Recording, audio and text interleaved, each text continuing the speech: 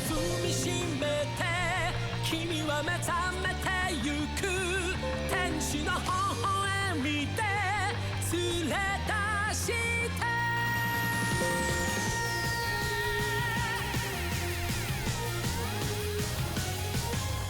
孤独でも一人じゃないさ、生まれてきたことに必ず意味がある優しさに満ち溢れてる青い星にありがとう You can smile again Thought you retired. Wow, you guys miss me that much from just Sunday.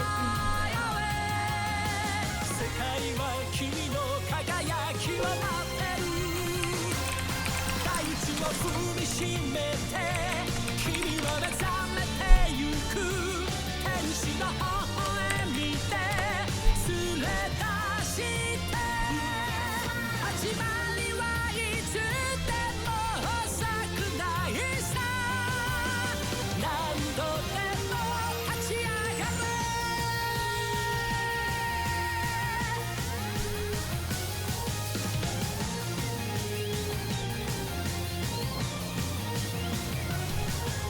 最後まで諦めないさやり続けることに必ず意味がある You just try again 闇を抜けて You just go away 未来はいつも僕たちは待ってる大空駆け抜けて海原越えてゆけ天使の嘆きす捕まえてまだ誰も見たことない世界へ飛び出そう明日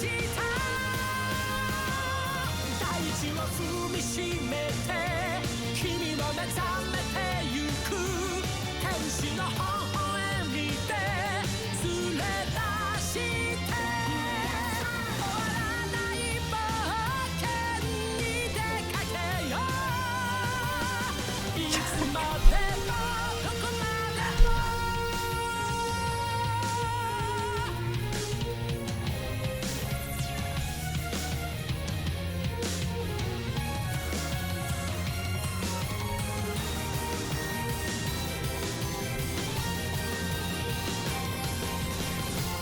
流れ落ちる涙勇気に変えてゆく天使の羽広げ舞い上がれ悲しみも痛みも包み込んで強くなれ明日大地を踏みしめて君は目覚めてゆく天使の微笑みで連れ出して始まりはいつでも遅くないさ何度でも何度でも何度でも立ち上がれ You guys have any talent. You're gonna go bald wearing hats all the time? Oh wait, can I turn my mic back now? The song's over. I wear hats because I am bald.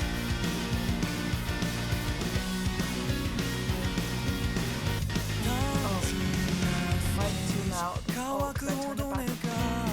I turned it back again. I didn't mean to play. Shoot. I usually stopped it after the first. Who's the loudest music? Wait, you guys are blocking me. So we're just gonna have a listening party? What is this shit?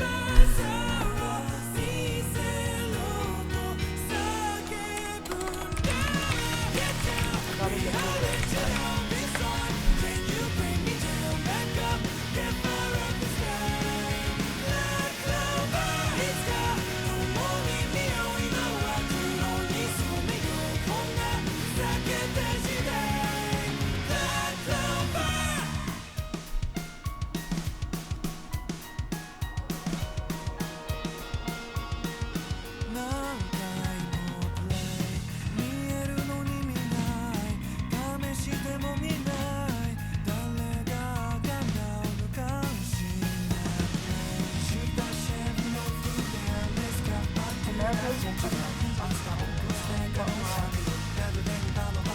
Oh shoot, sorry for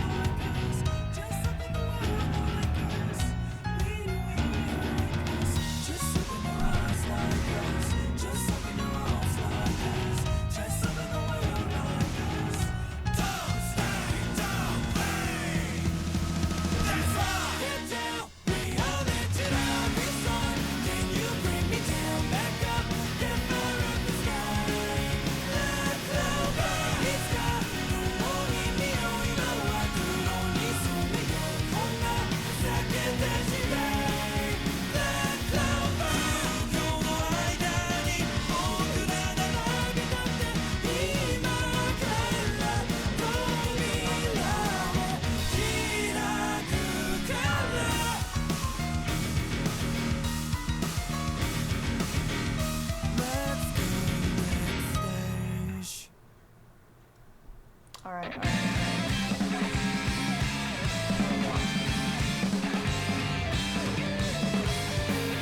I'm turning my light back up. I'm gonna turn this down.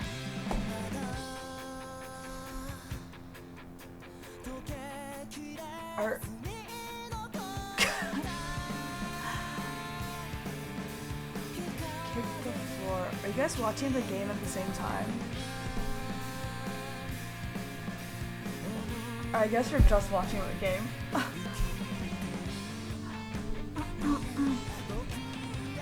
Yes. How do you do that? Did you just wake up? Wait.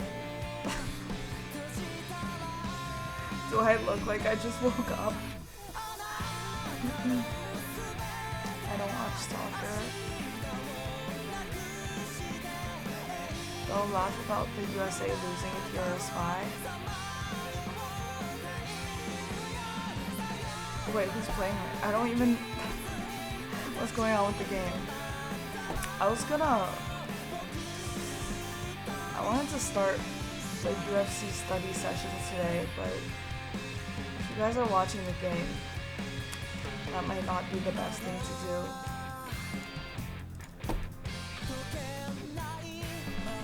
Do you expect us to just sit and watch your stream? No, of course not.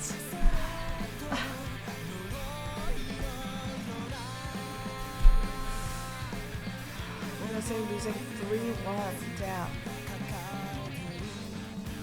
It would mean the world if you click my link. I made this anime and Delta, you know exactly why I don't click your links. I'm scared to click your links. I'm traumatized. It took me 30 hours to animate this. See, that's how I already know. That was the giveaway. Not clicking that one. UF study session? What the fuck is that? Wait, that's UFC study sessions. Because you know how we were gonna do that? Because the Connor and Holloway fight is coming up, right? This Saturday.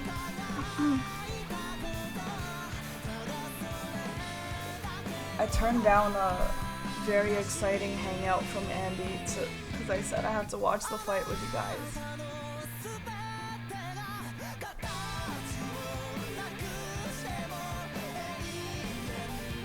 Yeah, Game of Thrones probably for the best when you just do a short Marvels or Jump King stream 2 hours max. Wow, you're giving me 2 hours? That's actually very generous, Poggy. That's more than I would expect from you. You're really a changed man now. From end stream to 2 hours. That's a long time. You want to hang out for 2 hours. That's a long time to hang out with someone. I don't even know if I could hang out with people for 2 hours. Bellxyn. Wait.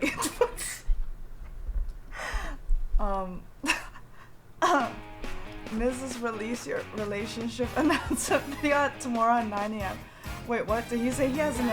Oh, he does have an announcement. I mean, not an announcement, but... wait. It's not... What? He said he's releasing relationship announcement? What? Bro is on autopilot? Wait, are you talking about me? Don't leak it? Don't leak our... There's nothing to leak. We're not in a relationship.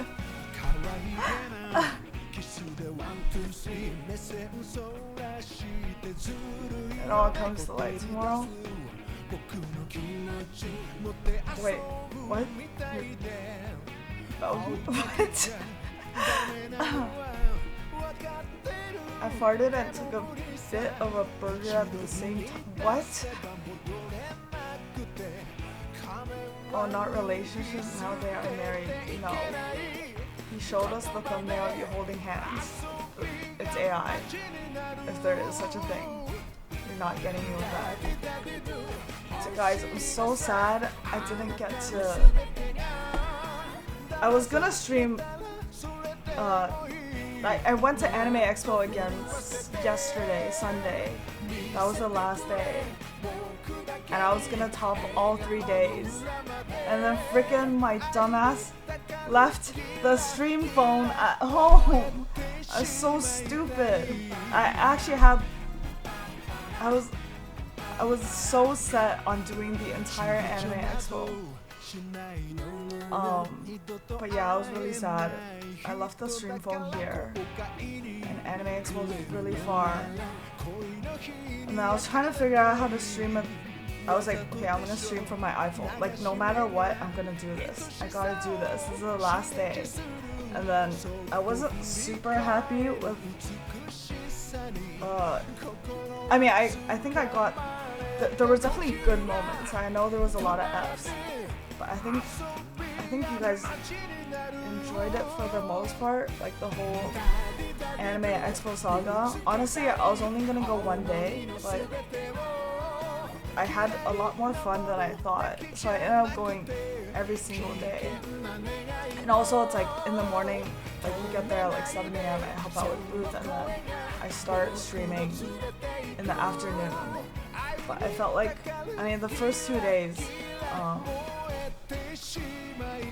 feel like I only had like 2 hours before the convention ended, and I had to like rush back to the booth. You did a great job with the IRLs, thank you. Yeah, thanks for the kind words in the Discord. I'm like, whoa, are they actually saying nice things to me? Let me see what.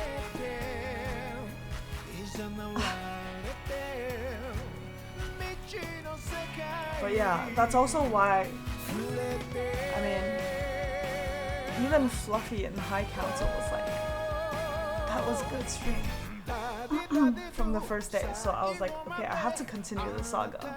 I had to get better and better stuff. But I mean, the first day I just did it myself, right? Obviously, met up with Cole for a little bit after the convention ended. And then the next 2 days it was like with people. And then the last day I was like, okay, I wanted to go around myself again and actually, because you know how the 3rd day I started this interview segment, it's not even, I mean, I got like 2 or 3 people that seemed like they would be down to be streamed. I really only asked them like 2 questions just off the top of my head, but I felt like that went well, and I wanted to do more of that on the last day, but also because I remember you guys saying I could trade things up in the Discord. I was like, wait, that's actually a really good idea.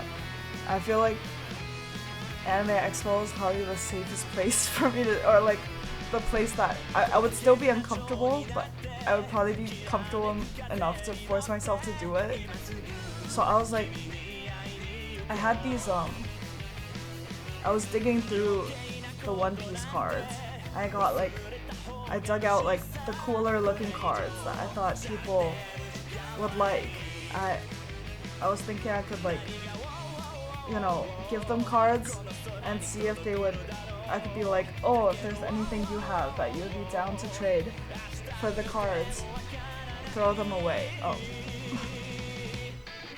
The important thing is whether you had a good time doing that IRL stream. If you enjoyed yourself, the stream is always good. I always had, yeah, I had a great time.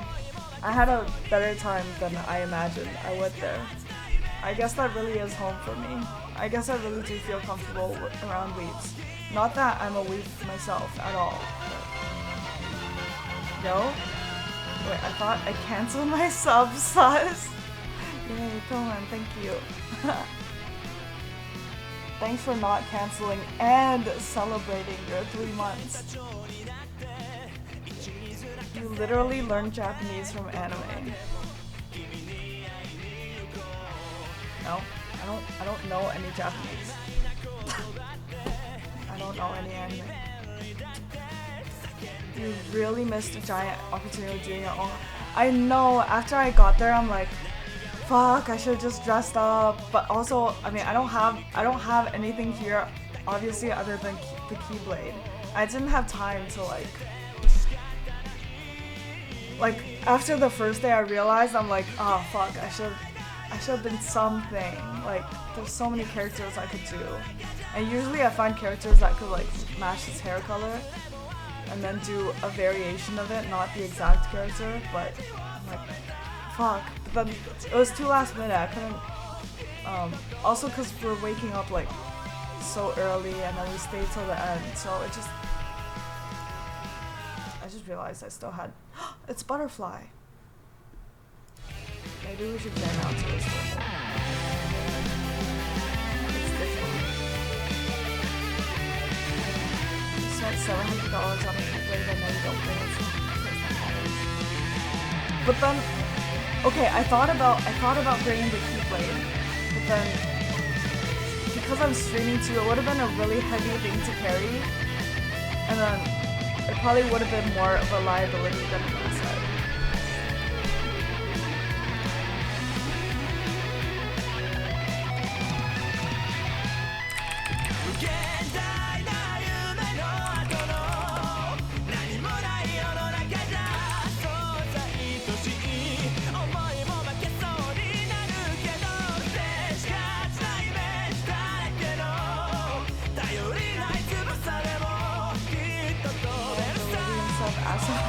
You find it.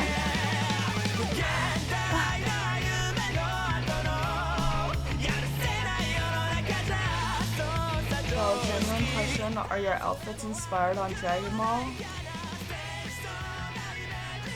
Honestly, probably. I mean, it's definitely one of the inspos. Akira Toriyama is like my goat. And his character designs, it's just like, I think certain characters, but yeah, Dragon Ball is definitely one of the inspos, like Trunks especially, or like Android 17, 18, but a bunch of other animes as well. It's not like a conscious decision though, it's like a subconscious influence, and it just, yeah, because those are, it's what I like visually, so it's also how I dress and express myself, but not in a very direct way. I'm not like literally cosplaying them, but I think the silhouettes do resemble characters. But fuck, I should have done, yeah, it was too last minute. When I was there, I'm like, damn it. Are you whispering into the mic or is the music too loud? Oh, yeah, earlier, because you guys told me to lower the mic, so I lowered the mic, but now it's max mic. I need a max mic. Dragon Ball Super, exactly. Her hair is blue tinted, she's Bulma. No, I can't be Bulma with this. I can't. that tripod was your keyblade. I did carry around like 2 tripods in my backpack for... Actually, well, on the last day, it did come in handy because the gimbal actually ran out of batteries. But I feel like after it ran out of batteries, it probably became so scuffed. It was like really shaky and not smooth for you guys. Bro, you better go hard next year though and dress up. Yeah, I definitely want to, but fuck, next year is so far away. It's a whole year away. I wanna go to more conventions now. I wonder if there's other conventions. But I guess this is the biggest one, huh? Because I didn't even get to... I feel like there's so much I wanted to go around and ask people... ask more people for their top 3 animes. I did that to like maybe 2 or 3 people. But... I'm like... The last day, that was another thing that I wanted to do more on the last day. I wanted to like... I feel like that's an easy thing to ask at an anime convention. It's not like super weird, so I would be comfortable asking people that, and just like, and if they don't want to be on stream, then it's fine, I won't bother them. That's what I wanted to do on the last day, but then I freaking didn't bring my the stream phone, and then I was trying to set it up on my iPhone. I was like asking ChatGPT, I was like downloading apps, and I had everything with me except the stream phone. So I had like 2 mics, I had the tripod, I had the gimbal, I had everything that I needed except for the stream phone. I'm so dumb. And then I asked Andy, because he brought his extra stream phone. So like on our way there, I was like, when I found out that I didn't have my stream phone with me, it was like right after we left. We're already in the car. I was like, fuck, I was like going through all the shit, and I had like 2 backpacks, and I couldn't find it. I'm like, oh my gosh, I did not. I guess I was in a rush in the morning because I just woke up. It was like 6 a.m. or whatever, and I'm like, yo, Andy, can I borrow your stream phone because I forgot mine? And he was like, or I was like, oh, can I borrow your extra phone? Because yeah, he brought 2 phones, but like his other phone, usually they use it just for a hotspot, and then they just leave it at the booth. So I'm like, I'll switch out my phone for yours since it's just for hotspot. And then he was like, don't talk to me about streaming right now. I cannot talk about streaming right now. I'm like, oh, okay, but I mean, I'm not asking you to stream or to talk to you about streaming. I'm just asking if I can switch my phone out for yours a bit, the one that you're not using. He's like, I can't, I don't want to talk about streaming. I need to find myself or something. I'm like, oh, okay. And then I'm like, okay, I guess he won't lend me his other phone then. I didn't really understand. And then I didn't want to ask again because it was already awkward. So I'm like, oh, okay. I'll figure something out myself. But you guys know how the camera on my iPhone is so scuffed. And the main issue is, I mean, like, I guess I'm already used to streaming on the Android now, and he has like the same one, so it would have been perfect. But then I'm like, okay, there must be a way, like I can probably figure out how to stream on my iPhone. So I was like downloading these apps, and then I realized that I can't connect the mics to my iPhone because you guys know how I have an older iPhone, so it doesn't have a USB-C port, and the mics take only USB-C. So I'm like, fuck. And I was trying to figure out like if I could Bluetooth the mics to the phone, because like ChatGPT said I could and Google said I could, but then after more trial and error I found out that I couldn't. And then that was a big issue. And then also just like even connecting the apps, like I downloaded new apps that are iPhone specific, I guess, for streaming. Even trying to connect it to my Kick and Twitch, it was like it was just bugging out. I was like, and then in the end I just couldn't stream yesterday, so I was pretty sad about that because it was the last day of the con. I'm like, damn it, I could have done a compilation of asking people about their top 3s and also doing the card stuff, which I had on me because I went through all the cards and then I found the cool ones. I wanted to like give it to people or like trade it with people for things, and that I keep trading the things or like whatever you guys suggested or a version of what you guys suggested. Anyways, So you're saying it is impossible. What? I think Andy is done just sitting on the sidelines and wants to do something. Sitting on the sidelines? He was never sitting on the sidelines. We were all at church anyways. Oh, that's true. Just buy a new phone, you rich. Right. Oh yeah, I'm rich. I should just buy a new phone. I can't afford a new phone yet. I'm rich, but I can't afford a new phone yet.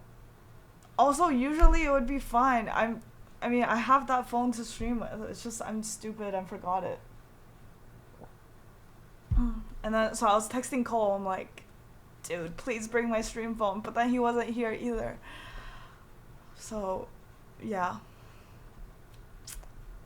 And, yeah, I guess, I mean, Cole was also, like, hungover because he went out the night before. And then he didn't even stream on the last day. And he was leaving. That was, like, his flight day. So it was just bad timing. Because I was also going to co-stream with Cole. Well, we ended up not having time because Anime Expo was so hectic.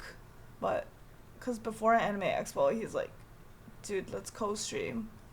And I was saying my IRL connection, because I keep effing. He's like, oh, my connection is good. I'll just add you to mine.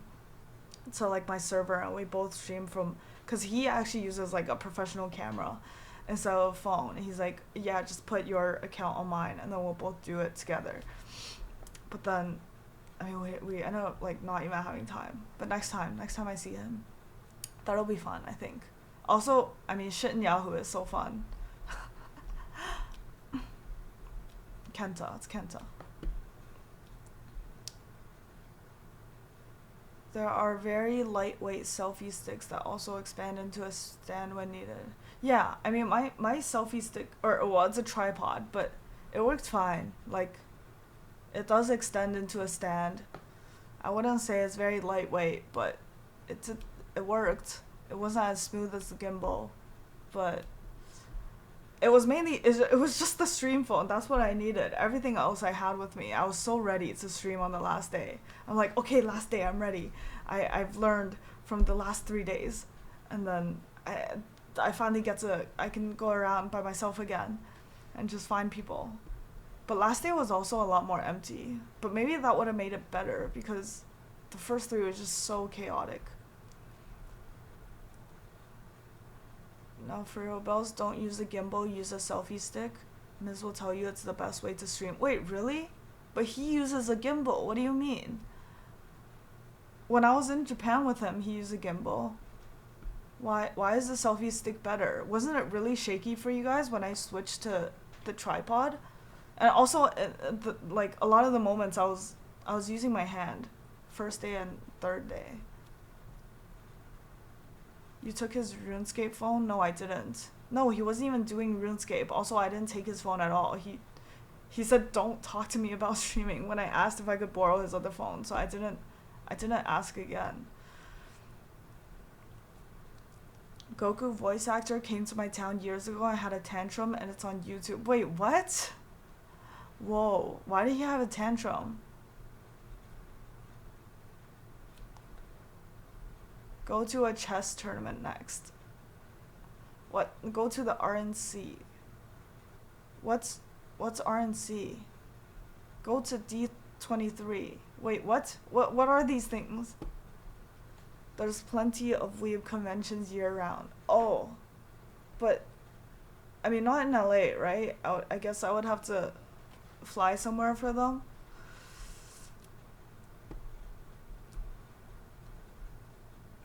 The way she kept doing it was so entertaining. Wait, doing what, Alori? What are you talking about? I went to Anime NYC once, it sucked. Really? Damn. The biggest one is SDCC. I don't know any of these. Wait, where are these? And when are they? Comic-Con is better. Oh, true. I do know Comic-Con. Wait, is Comic-Con here? But I thought Comic-Con was more like Marvel DC, not anime stuff. But I'd be down for that too. I wouldn't know the characters as well. But that would be fun to, like, study it before it and to know the whole universe better. It comes so much sooner than you think. It gives you time to work on it. Dude, a year is not soon. And I don't want it to come that soon. If a year just flies by like that, which I guess it will, and you guys will still be here a year later, obviously. Sorry, I'm gonna go back to the present.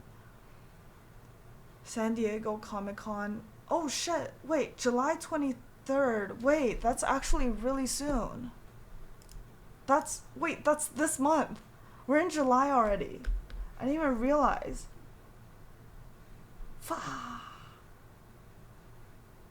Whoa, that's like in less than 2 weeks actually. What the heck?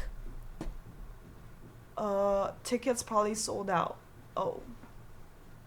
I wonder if there's a way.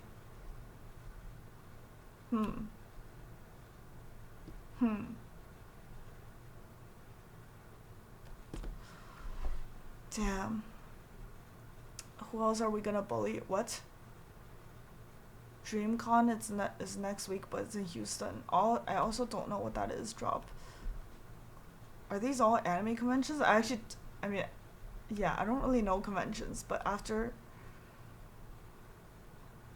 I feel like I didn't get enough, you know. Also because I feel like I really missed. I mean, I was there last day, but because I didn't get to stream last day, it's like, damn it, I need another one. I need another one to top that one. But I don't know if they will top that one. Stop ignoring my wholesome link. I know it's not wholesome. When you say wholesome link, it's probably the complete opposite.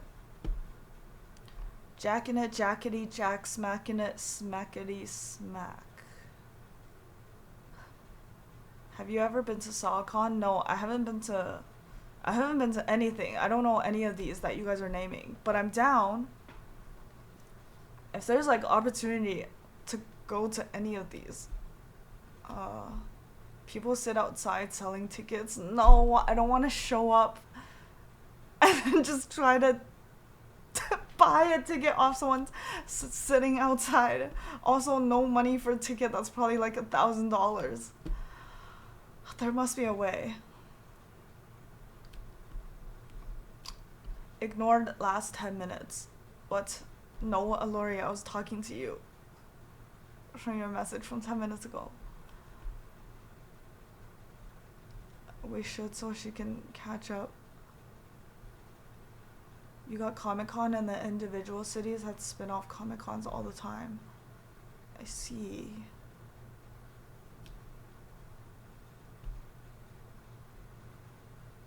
Legit messages from 20 minutes ago? Dude, wait, San Diego. Okay. Okay, I'm gonna make it a mission to find someone that's going to San Diego Comic-Con. 'Cause, I mean, I'd have to find my way there too.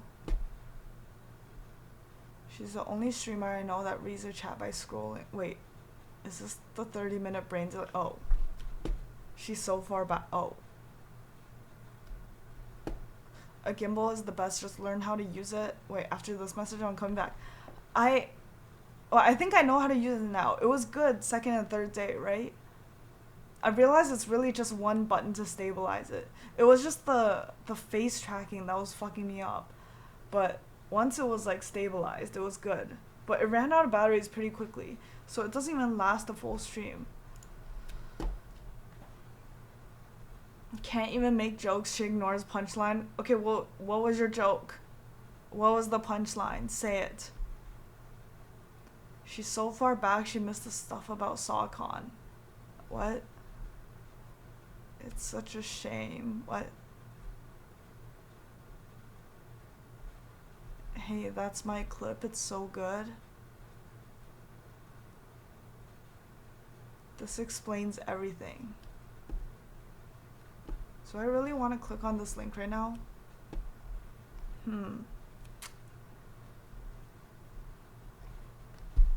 Okay, what is it? Nope.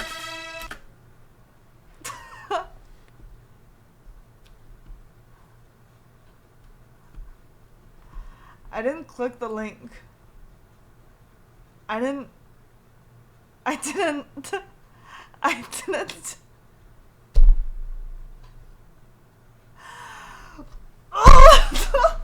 I didn't click the link. Fuck you! I'm not even. I don't.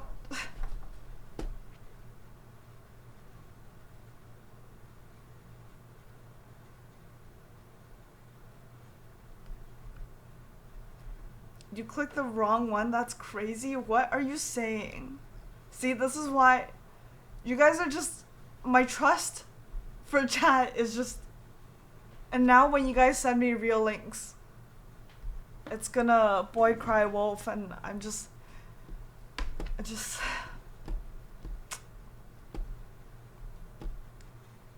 you see the clip of you sleeping on midstream and clown music playing? No. Belle, can you do a leap of faith and trust me for once? I've trusted you many times. And I fell off the cliff. You pushed me off the cliff every time.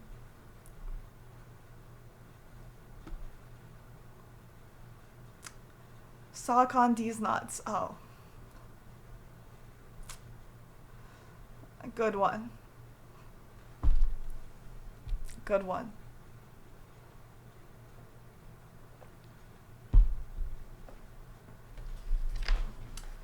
So, should we do, I wanted to do some UFC fight studying. Also, I wanted to start multi-streaming on, actually, I don't even know if we can, I didn't set up multi-stream on, I guess I do that through OBS. I didn't do that yet because I was like, oh, if I'm gonna do UFC studying, I don't think I can even watch them on Twitch. Thanks for the follow, loser for you. What?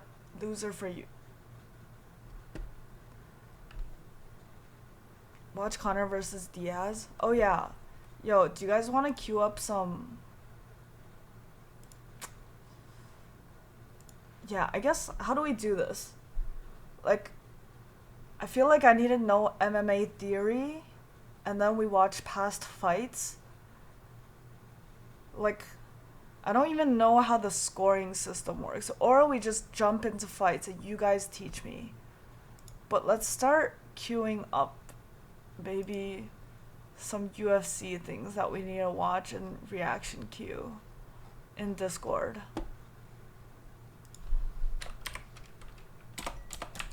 Discord.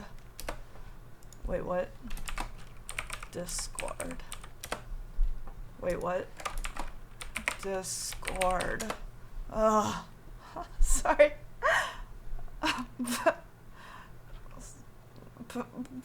Pin.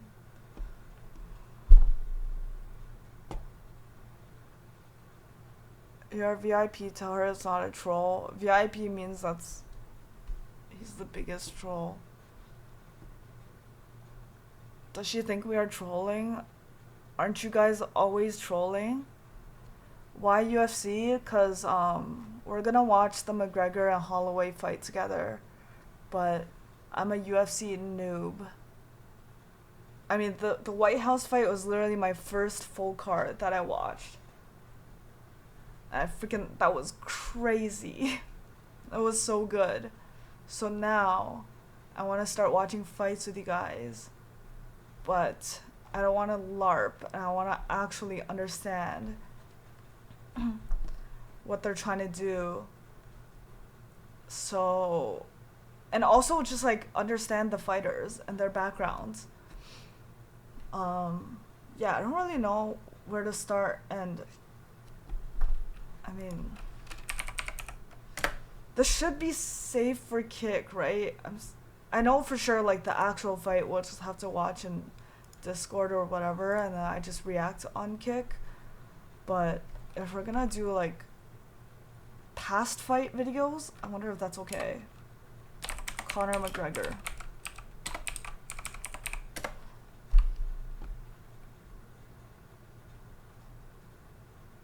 Yeah, but these are... See, these are videos from the official UFC channel. I'm like, are these okay to watch? Am I gonna get DMCA'd for this? Twitch for sure, right? But also, it's not like I haven't been DMCA'd on Kick, so I don't know what's actually okay. Let me ask ChatGPT.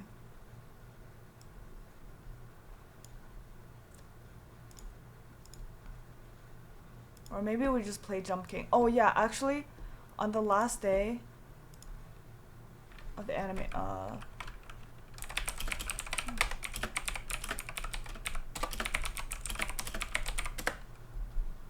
free fights from the official channel on YouTube, it's okay, I think. Are you multi-streaming right now? I am not. So you guys think, so for sure Twitch, I can't do this, right? That's also why I didn't multi-stream today. I'm like, if I'm gonna watch UFC fights, I don't want my first desktop stream on Twitch to just get DMCA'd. I get banned right away.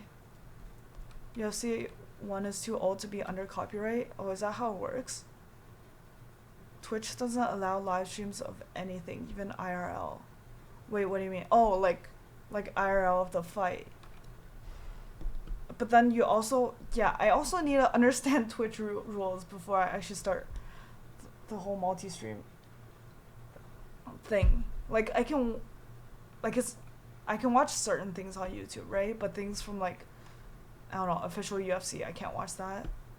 Like, what can I watch? I don't know. The link I put in reaction queue is safe to react. Okay, I trust you. No sound, no video will keep you safe on Twitch. Okay. Well, I guess I can do during the actual fight, we'll just do what we did last time. So we'll Discord watch party it, and then I react here and Twitch. And then we can watch together like that. But if I'm gonna study it, I wanna pull up the videos on screen.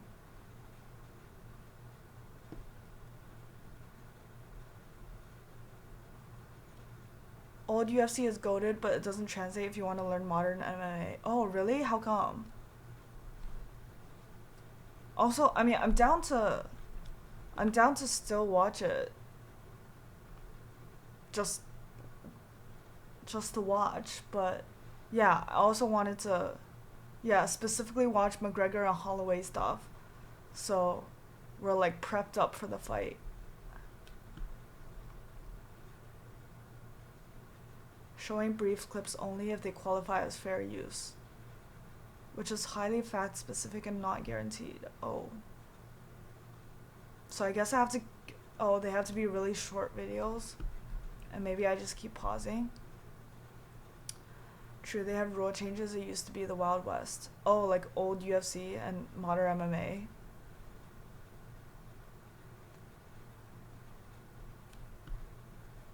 Do you only have one hat, by the way? No. I have multiple heads, so naturally I will have multiple hats. I changed my hat when I changed my head. Old UFC was no rules. Oh. Okay, cool. No one's putting stuff in reaction queue. Legit, even stuff from 10 years ago doesn't translate. The meta has changed so much. Oh, what? Is there like a video on the full history that just, or maybe we wouldn't be able to watch that, but something that just explains everything. Or we just watch stuff and then you guys explain it. You can literally kick in balls and I get what? What the heck? Watch McGregor's old fights and press conferences? Yeah, I'm down. If you guys would like to link some in Discord, or I can just search on YouTube.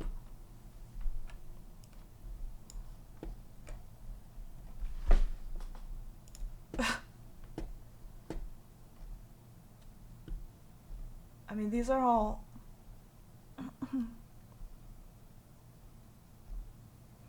see, these look so legit that I'm scared. I don't know if we can watch this on here. It's like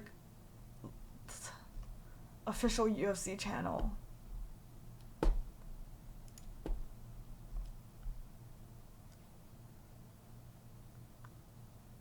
I'm tired of copy pasting my wholesome link. Can you please trust us for once? What is the link? Dude, how many times have I trusted you guys? And how many times have I been let down? I've been let down every time. Even McGregor's fights are a different era at this point. Oh, true. He's been gone for so long, huh? I want to watch Holloway stuff too. But yeah.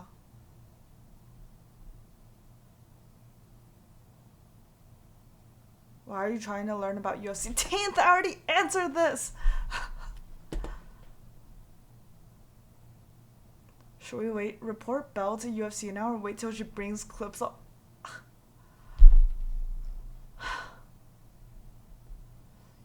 You can watch clips as long as you make it transformative and talk about it. Make it transformative. Maybe I could join in the fight?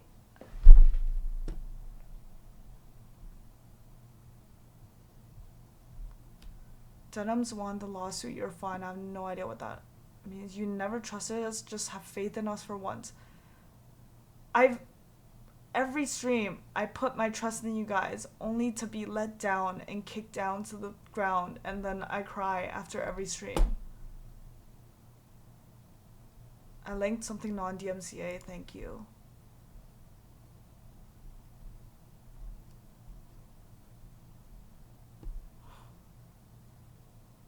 Belle, if you're reading this, it's 20 minutes in the past. No, you just sent this. Please don't forget to hydrate. Oh, thank you.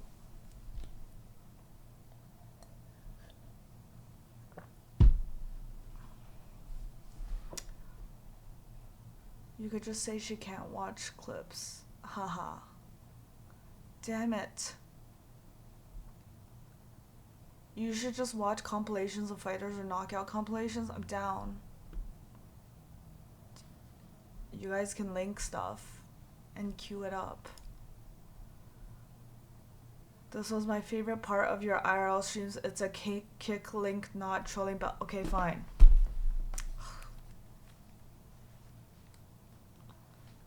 Delta, if this is a troll,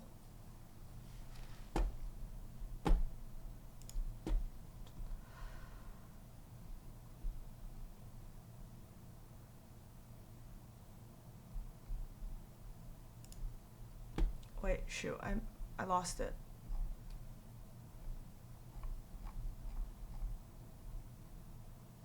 Delta, where's your wholesome link?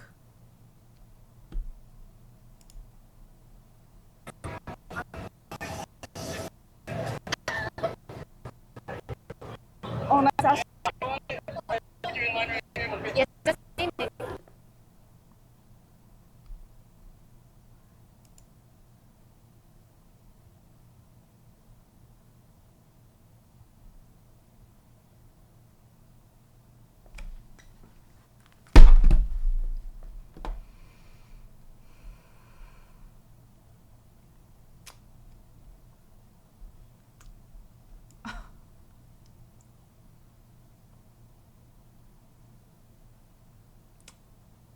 That's so funny.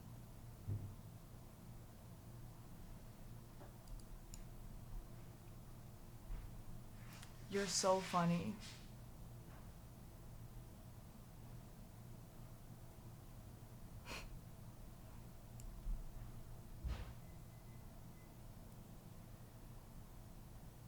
That was really funny. Good one.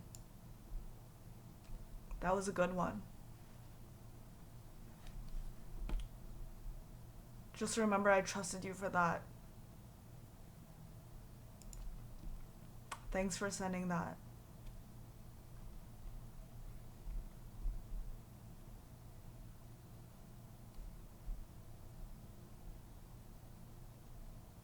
It would have been funnier if you clicked it half an hour ago. Why? Why? It's not even funny. There was nothing funny about that.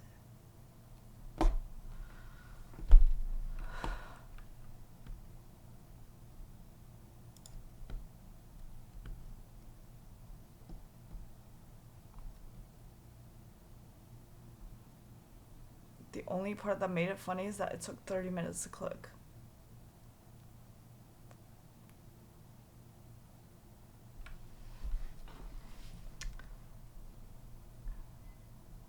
Halloween compilation? Okay. Okay, totally don't link it in the Discord reaction queue.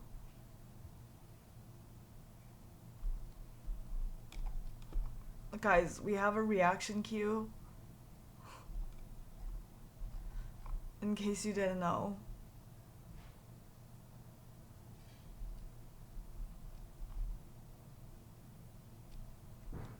Yo, can we get an L belt? You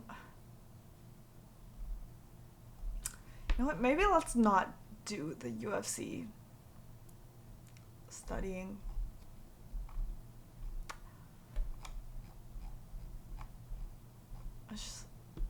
I ain't doing all that.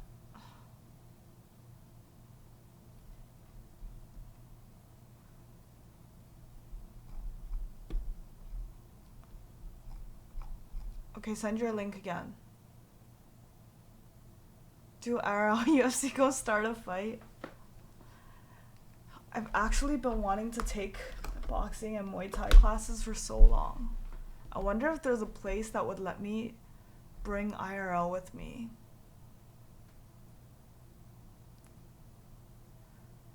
Thanks, Akuma.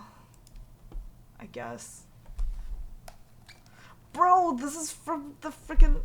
This looks like it's not okay to watch.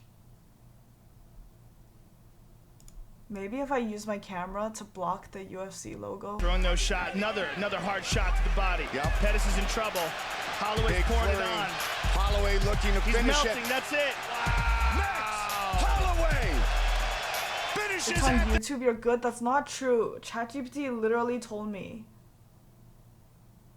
It's copyrighted UFC footage.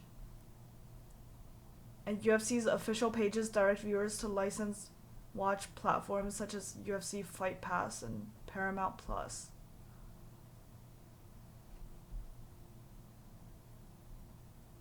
Yeah, the logo is what won't get you back. Max streams on Kick. You should ask him for a collab. Who's Max? Max Holloway? What? Who's Max? You gotta talk and pause sometimes. Oh, so I'm doing good. I just paused it to talk. ChatGPT told me I'm handsome too. That doesn't mean anything. Are you sure ChatGPT told you that? She wants to learn UFC lore without watching UFC. Ugh, true. No, I want to watch.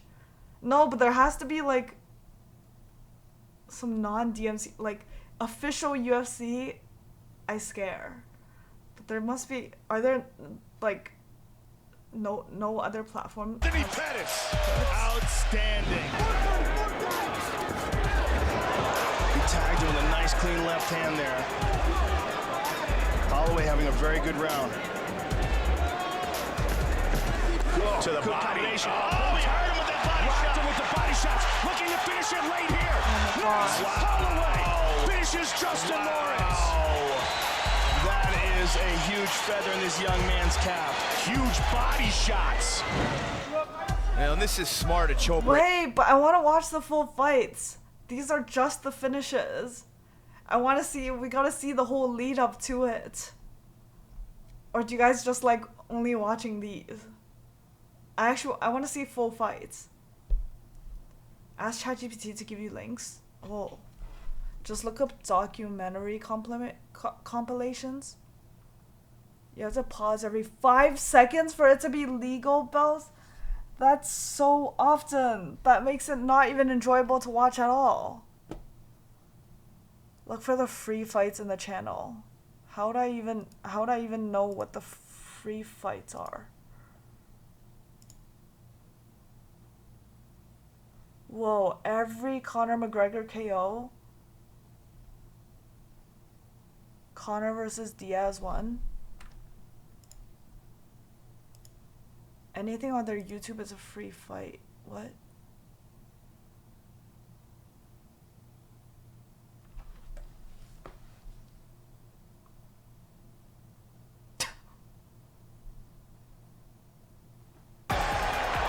Brock Lesnar. Alistair Overeem. Watch for Brock to come out like a freight train.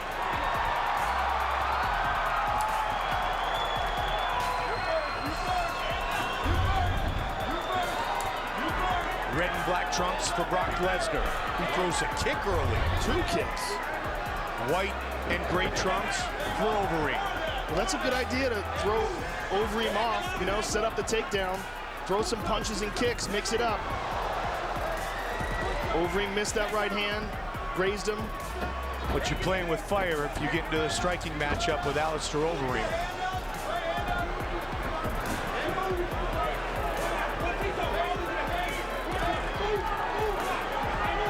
When will Lesnar shoot for the double? Trying to use the jab. Got the leg. And Overeem able to avoid the takedown. That's big. That is big. Just the fact that he was able to avoid one. If Brock hits you, though, as we've talked about, he can knock people out. He did it to Randy Couture. Caught him right behind the ear. Alistair's already cut. He's cut over his right eyebrow. I don't know what did it. I don't know what happened, but he's got a cut. Might have been one of those jabs of Brock Lesnar's. And again, they connect. Big knee to the body. And answered by Lesnar. Yo, the bleeding eye, Hitachi. Overeem pushes Lesnar back towards the cage. Quick pause for no DMCA. This is a small Max documentary that's about. Oh, I definitely want. Yo, Akuma, just link it in reaction queue. It's like one extra step. Anyways, continue. Another big We need to pause more. This is illegal. Oh my god. How can I pause the fights in the? Right to the midsection of Lesnar. He's hurt bad. And again to the midsection. Huge knees to the body of Lesnar. Alistair has no respect whatsoever for Brock's stand-up. Brock tried to catch the kick. I'm surprised Alistair threw a kick this early in the fight. What the fuck? The content you're currently streaming isn't in line with our DMCA policy, therefore we kindly... Wait, that's from Poggy. What the fuck? Oh my god, shut up. Kickstaff is here. Wait, what? What? Actually? What? What? Wait, no, it was freaking Poggy. You fucking oh my god. Okay, good pause. The whole thing that made me pause. Now we can continue legally for another 5 seconds. I'm Hide surprised him. Lesnar hasn't just freight trained and looked to take Overeem down and put him on his back.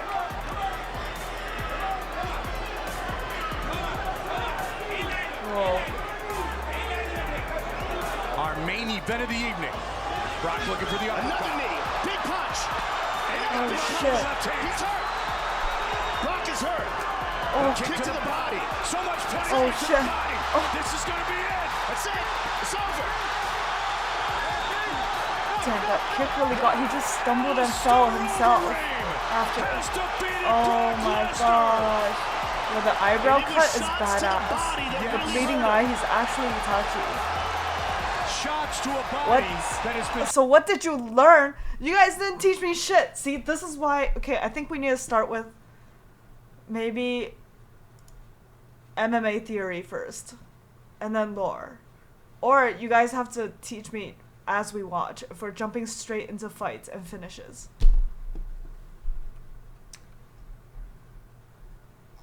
Belle, please watch this one. It's...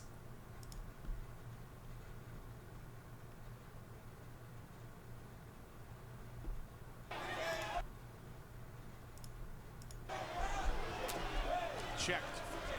What's to teach? They beat the shit out of each other. There's obviously techniques, and you know, there's so much to it, right? So do you guys just not understand like me either? Oh my! Big right hand! Pat Barry looking to finish! It's over. Oh my gosh. Can It Congo looked like really Congo was out. survive? It looked like he was out. Oh, He is now. He's out. Nope, still Oh man, Mergliata's letting this go. That's incredible. Great job done by Czech Congo. He's in big trouble though. Barry looking to finish the fight. Wow. Pat Barry's down. Oh fuck. It's all over. Czech Congo has knocked out Pat Barry. Wait, is he just passed out like that? Oh my gosh. Stoppages I have ever seen. Unbelievable. Oh And my there's the right that hurt gosh. him. He goes down. Pat Barry jumps on him. Yeah, Mergliata did a great job at letting this His fight go. eyeballs. Wait, what happened to illegal watch party? Stop. What? He went to prison for murder. What? What? There can be, but sometimes technique goes out the window when you get a shin cracking your head open. That's true. Wait, what happened to his eyeball? Both these motherfuckers just lost 50 IQ each. I have watched every single UFC fight since 2013. Wow. I wish we could just watch every single UFC fight since 2013. That would be nice. You just watched a man die. Wait, actually?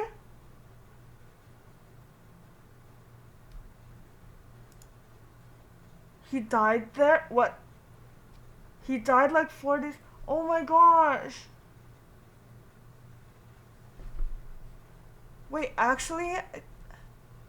Wait, neither fighter died. During their June 2011 UFC heavyweight bout, Pat Barry severely hurt Cheek Congo and almost knocked him out. However, Congo miraculously survived, got back up, and landed a massive uppercut that knocked Barry out cold, resulting in one of the craziest comebacks in MMA history. Okay, so no one died. He did not die. He's okay. It's so easy. Guys, stop trolling me and with the freaking illegal shit. I don't know.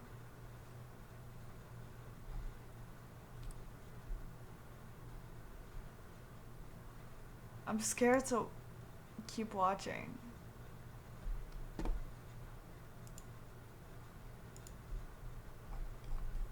Wait, Akuma, can you link the Max Holloway thing?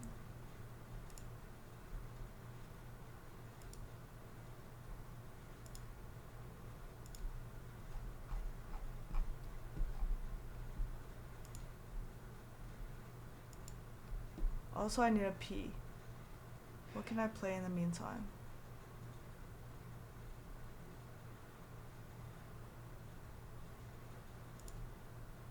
Well, Without a neck. I guess time to go back to my old friend Power Rangers. Just remember, Poggy linked a real UFC clip of a trustworthy guy.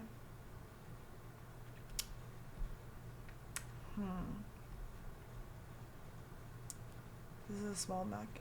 Oh. Okay. I'm gonna do Akuma's link first. Jam, do you wanna put that in reaction queue, please?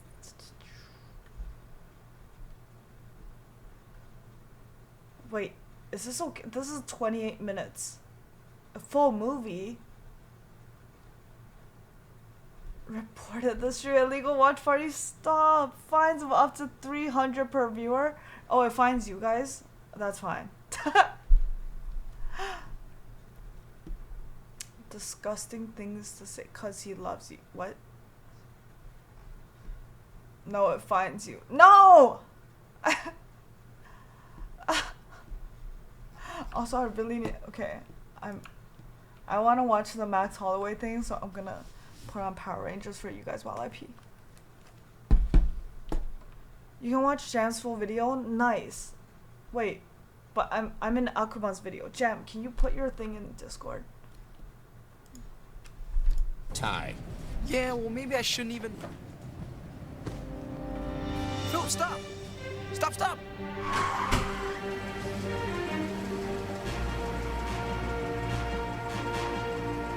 I gotta go. Sorry, Phillips. Tell him something came up. But sir, I come back here, sir. Come back.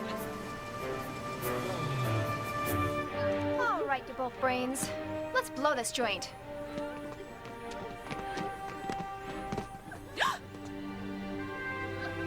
You're gonna make me kick your butt again, aren't you? You kicked my butt? Let me jog your memory. Let's rock. All right. More the merrier. I'm glad you feel that way. Well, looky who decided to crash our party. Destroy him!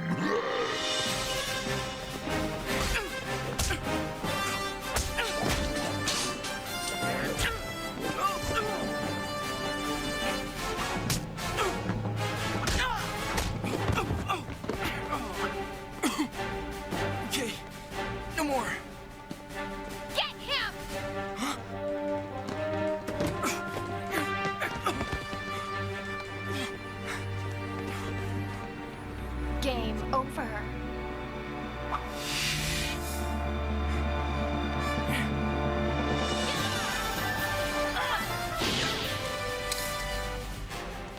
My nail! Come on, let's go! I just painted it too! Move it! They're gonna pay for this! Come on, Nadira. Broke my nail! It's no big deal. Hey, you got 9 more, right? Don't talk to me in that tone of voice! 9 more. Hey, ease up. What'd you do that for anyway? I had to do her right where I wanted her. I told you to stay out of our way. But you need my help. I told you this is none of your business. What's your problem? I'm fighting on your side. You're not fighting at all. You're playing. This isn't a game for us. You've I never had wish to he'd fight kick for my anything in your butt. life. Watching illegal UFC to watching illegal. No.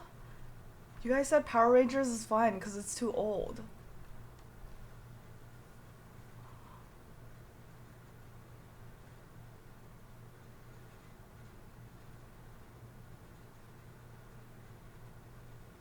Look up when does copyright become public domain.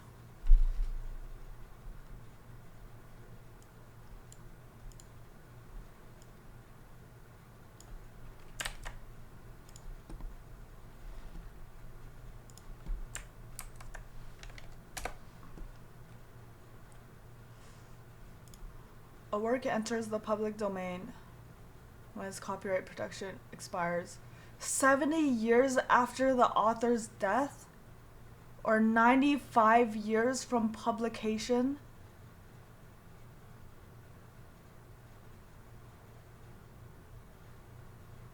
I put the link in the Discord. Thank you, Jam. We will go to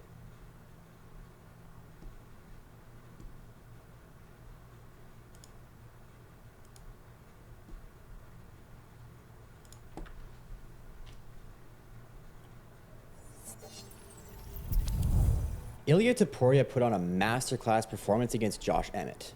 Let's take a closer look. One of the things that made Topuria so unstoppable in this fight was his ability to defend so many of Emmett's attacks with small movements and Joe posture. Rogan? His chin is down, his hands are up, and he's rolling his shoulders forward. All of these factors create a shield around his chin that makes it much more difficult for Emmett to land clean shots. Watch how he defends his body shot from Emmett. He just lowers his elbow in a side crunch, as if he's dropping his shoulder toward his hip. This is great defense because even though he's defending the body shot, he's still protecting his chin. If he misjudged this situation and Emmett was actually targeting his head, he's still covering his chin with his shoulder and his right hand. Here both guys jab and slip on the outside. A natural follow-up shot would be a right cross or a right hook because their hips are already loaded up to rotate through to their left. Emmett throws the follow-up, and Topuria knew he would do this, especially given the fact that Emmett tends to fall back on his right overhand. So instead of trading with him, Topuria slips and looks to land after Emmett is overextended. This is another thing that Topuria did very well in this fight. He was always anticipating what Emmett was doing so he could be one step ahead. He didn't commit to it, but we can see Emmett might not have been able to defend it because his hands are down, his chin is up, his hips are square, and we can see him kind of go, oh crap, I'm out of position, and put his defense up. This is the first time we see Topuria really try to counter Emmett. Emmett comes forward with a jab, and Topuria slips on the inside. Against a guy like Emmett, who most of the time is looking for his overhand, this is somewhat risky because he's leaning into Emmett's power side. He counters with the right hook, and we can see he comes downward with the hook because he was trying to land around Emmett's jab almost in a corkscrew motion. But what this also does is protect his chin because his shoulder is so high, and we can see he immediately backs out of the pocket to evade any wild punches from Emmett after this counterattack. Here Topuria throws a jab, and we can see once again that even when he's going on offense, he never neglects his defense. Look how he keeps his chin protected by rolling his shoulder forward on the left side and keeping his right hand up on the right side. If Emmett were to slip, either on the inside or the outside and counter up top, Topuria is keeping both sides of his chin protected. The left shoulder especially is important if Emmett... See their foot placement, all power comes from the feet. Oh. I didn't... I don't think Topuria would ever lose to a striker. Wasn't Gaethje a striker? Or to slip on the inside and try to land his overhand around the outside of Topuria's jab. This is another instance of that same sequence where both guys trade jabs, but this time Topuria actually capitalizes on it. He knows Emmett will try to land his overhand off the jab. As Emmett is throwing the overhand, Topuria puts up a Philly shell. This is an effective stance because you can cover many targets at once. Usually you have to make compromises when you defend. It's difficult to defend your body and head on both sides all at once. In this stance, his right hand is covering his chin, and it can also be used to parry jabs. His right elbow is held tight to his body to defend body shots on the right side. His left hand is held low, which defends his left side and midsection. But because the lead hand is held lower, he doesn't have a hand to block or parry shots aimed at his head from the left side, like Emmett's overhand or cross. So it's crucial for him to keep his shoulder shrugged and to roll with these punches. In this way, the shoulder does the job of redirecting the shot that usually his lead hand would do, and the rolling motion takes away a lot of the steam of Emmett's punch. It's a very efficient way to slip these shots and remain in position to counter. Now, once again, Emmett is overextended, and this time Ilya unloads a counter combination. He eats a left hook from Emmett in the middle of the combo, but ultimately he gets the last shot that does the most damage. Here we see Topuria land a really clean jab that Emmett didn't defend at all, and it appears to stun him. This is the first jab Topuria has landed in this fight that's really gotten Emmett's attention. So a few seconds later, when Topuria feints the jab, Emmett is much quicker to defend it by parrying with his right hand. A natural follow-up shot in response to Emmett defending that feint would be a hook on the same side, or to switch targets and aim for the body. So when Topuria drops levels, Emmett really commits to defending a jab to the body. But once again, it was another feint. Now Emmett's hands are down, so a natural follow-up would be to come up over the top. So Emmett brings his hands up, and finally Topuria capitalizes on it by going back to the body. There were many consecutive feints, but they weren't random. Each feint was a natural progression from the previous feint. Feinting a jab to the head brings Emmett's hands up, so Topuria goes down. Then Emmett's hands come down, so Topuria goes back up. Then Emmett's hands come up, so Topuria goes back down. Topuria got good reactions out of Emmett because these feints were believable. Near the end of the first round, both guys landed solid outside leg kicks. It's an effective weapon because both of them have very bladed stances. In order to check these outside leg kicks, they need to be able to turn their lead leg outward so that the kick lands on the hard part of their shin rather than the soft muscle. So the more bladed their stance, the more they're turned in toward each other, the harder it is for them to check these kicks because they have to turn their hips out more.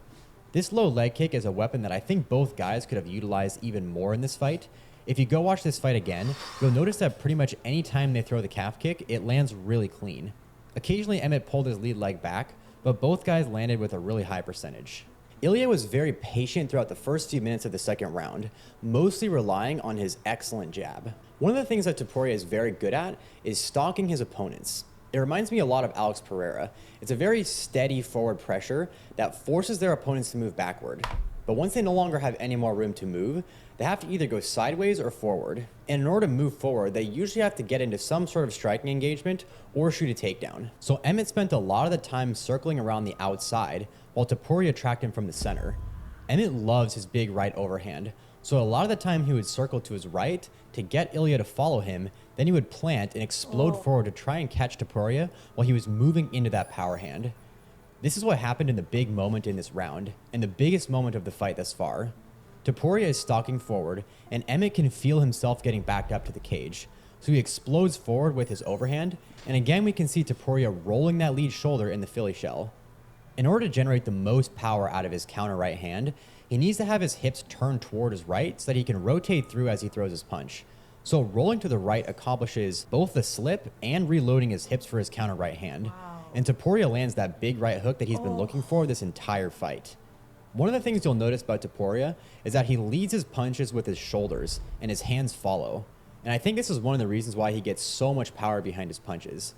Whether or not he was intending for this to happen, the left hook hit Emmett's left hand and created a little opening between his guard for Topuria to land that final cross that got the knockdown. This sequence reminds me a lot of McGregor's performance against Eddie Alvarez. It all came down to anticipating the shots, avoiding the shots in a way that created a favorable position for a counter, and then having the precision to actually land the counter and capitalize on it.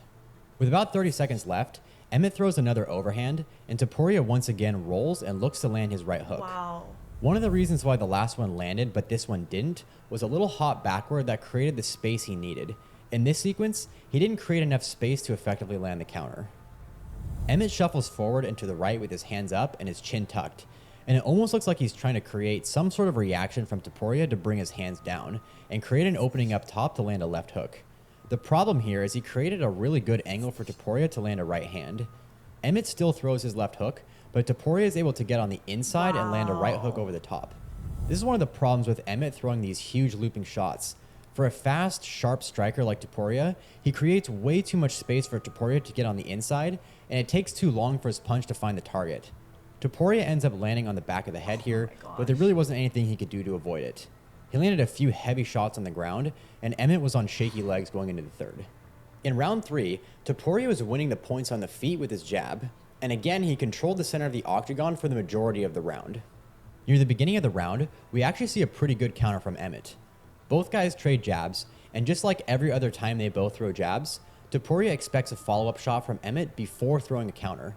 But this time, Emmett's wise to it, and this is clearly a really bad spot for Topuria. He committed really hard to the counter right hand, and Emmett was in a perfect position to land a massive overhand right. Fortunately for Topuria, most of it lands on his neck and only part of it lands on his jaw, but this could have been really bad.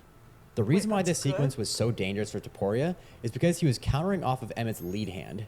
When Emmett threw his lead left hook, he was in a pretty good position for Topuria to counter him, but in the chance that it didn't connect, Emmett is also primed to land a right hand because his hips are already facing in the right direction for him to throw a right hook or a right overhand. We can look at another example about a minute later where Topuria counters off of Emmett's right hand instead of his lead hand, and we can see why it's much safer. When Emmett throws his right hand and Topuria rolls underneath it, Topuria is in a really good spot to counter it again, and his right hook just barely glanced off of Emmett's head. But see how Emmett is facing out? Topuria is basically in the same spot he was last time, but Emmett is in no position to throw a counter in the event that Topuria misses. And even if he wants to keep trading, he'd have to roll back to his right, which is exactly what got him knocked down in the last round. So Emmett plays it safe and just exits out to the left. But we can see how Topuria, essentially throwing the exact same right hand, was so much safer when he was countering Emmett's overhand right versus his lead left hook. Both guys enter into an exchange here in the pocket. Emmett throws his nuclear overhand, and you'll remember that a lot of the time Topuria was in his Philly shell, he would roll to the inside, to his right, whereas this time he actually slips to the outside. The difference is that now he's not really in a good position to throw his right hand, like he has been in most cases in this fight, because he can't really turn his upper body to his left much more, so instead he has to counter with his left hand. This would be an awesome time to land a body shot, because Emmett has no way of defending it. He could also aim for Emmett's head, but Emmett's shoulder is protecting his chin, so it's much more difficult than that body shot to land flush. And we can see that's exactly what happens. His left hook gets deflected by Emmett's right shoulder. Emmett really has two options here. He can bail out to his left or roll under to his right to try and continue the exchange. Emmett rolls under, and this is that same situation he's been in a lot in this fight. He knows Topuria is going to be looking to land his right hand again, like he did when he got knocked down in round 2. So he shells up really tight. Topuria hesitates, and then he lands a left hook. Topuria is almost always defensively sound, so he has his right hand up, and Emmett's left hook lands more on the neck. They enter into another explosive exchange here, and you'll notice that these almost always happen when Topuria has his opponents backed up to the cage. Topuria rarely initiates these shootouts in the center because his opponents always have the option of backing out. But here, Topuria has the option to back out, but Emmett doesn't. If his opponents don't want to engage, they have to circle around to the outside, in which case Topuria always follows them and keeps them on the outside. So eventually they kind of have to engage, and that's where it gets dangerous because Topuria is so good at trading in the pocket like this. He's very patient when the fights are in the center, relying more on his jab and his outside leg kick, but he's always stalking his opponents to eventually get them here where he can land his power shots. This particular exchange starts with both guys throwing a lead hand left hook. As always, Topuria is being very responsive defensively, so Emmett's left hook deflects off of his right hand.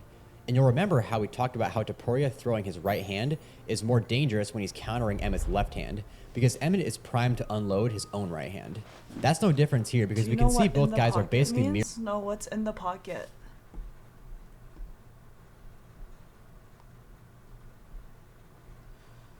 Who is Bell planning to fight Joe Rogan for his job?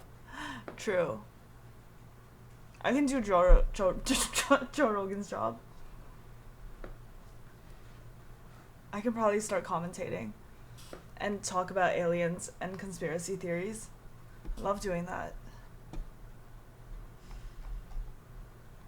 Who is Bell planning? Oh, who am I planning to fight? My own demons. What's your fucking problem today, Bell? I'm just trying to learn. Try to do a punch in the air right now, Bell. Let's see. Can't. Close range fighting. Oh. Oh, that's in the pocket. In the pocket is close range fighting. Nearing each other, loading up to throw the right hook. And both guys essentially have no defense prepared for it. This is kind of the norm for Emmett. He's willing to get hit and put himself in danger to land that nuclear right hand, but I think Topuria's... Ow, what the fuck, dude? See? You took damage, right? You all took damage from my punch. That's why I didn't want to do it. I didn't want to damage you guys. Playing with fire here, and engaging with Emmett in this way is way too risky when he has the skills to pick him apart in more controlled scenarios. Fortunately for Topuria, his right hook lands right on the chin, while Emmett's lands on his like right a pec. light freeze. If you go back and freeze it right at the point where both guys start throwing the hook, you'll see that Topuria always leads with his shoulder and his like hips, even more so than Emmett, which is why he's able to land with so much power.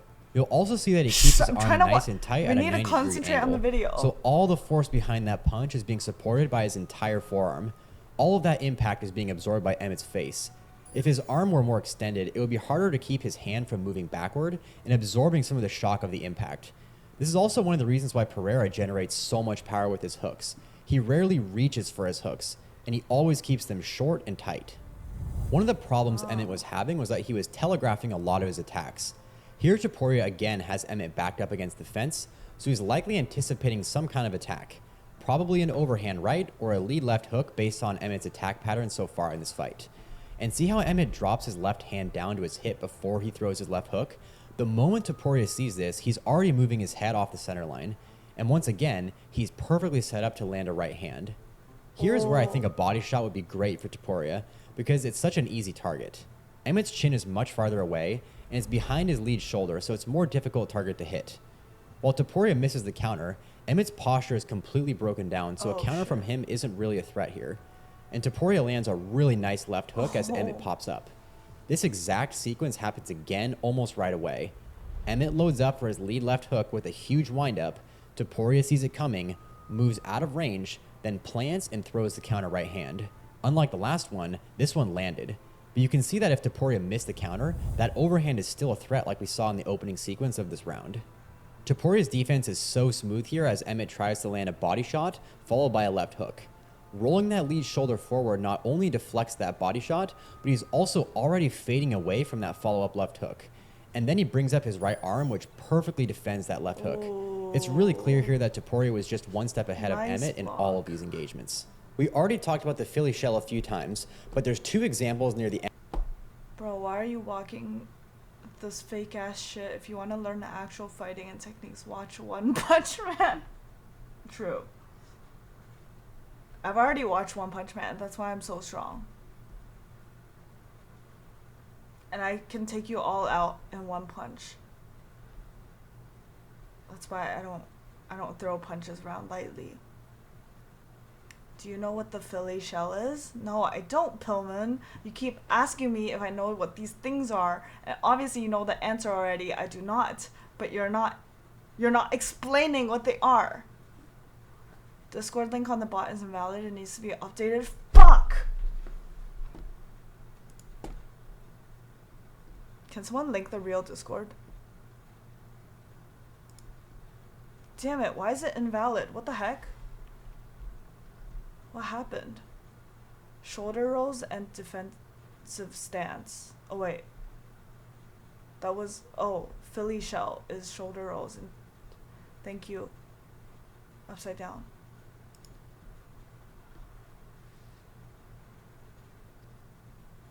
You would get obliterated by your weakest viewer, but you're my weakest viewer.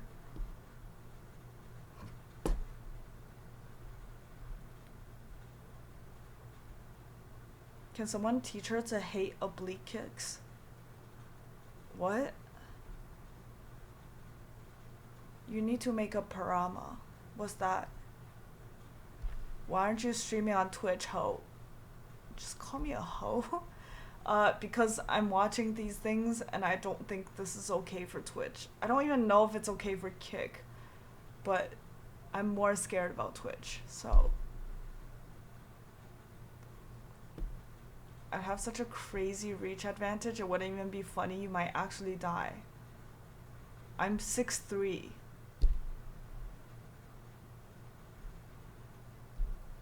And my art. Permanent link to the Discord that auto refreshes, but the one I linked will work until you do it.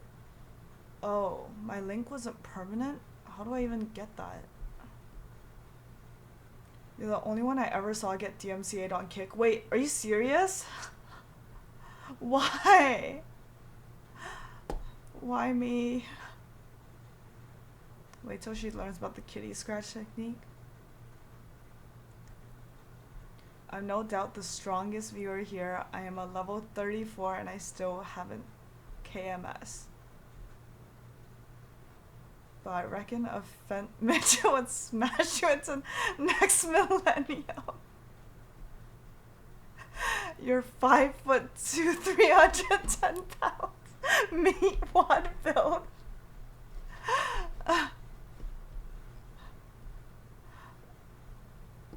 I'm 16 feet, by the way, not kidding. Yeah, I believe you. I posted a history of UFC vid with some theory sprinkled in. Nice. Let's do it.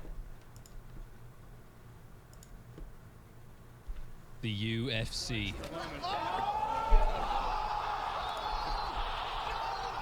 An underground blood sport to $1 billion empire. For 30 years, an evolution defined by those... Wait, what the fuck? Wait, what just happened? Wait, what? What the fuck? How is that possible? What? Wait, what is going on? There's no way. What the fuck? What the fuck just happened? There's actually no way. How? Bro, what the fuck? Okay, that was actually really good. How the fuck did you do that? What?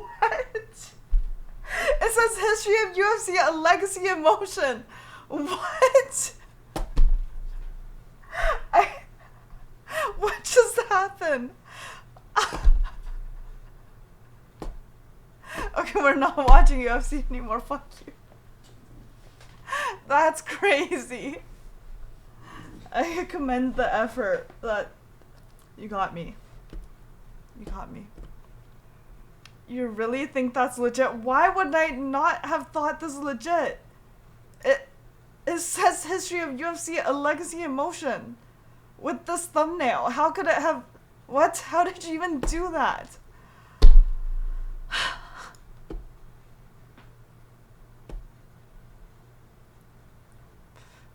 Wait, look at the channel.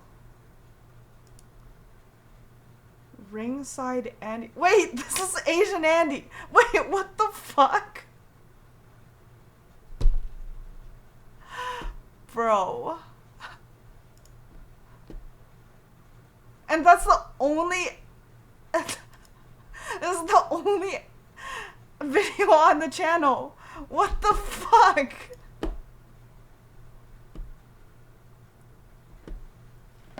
Alright, that was good. I respect that one. It still wasn't funny, but...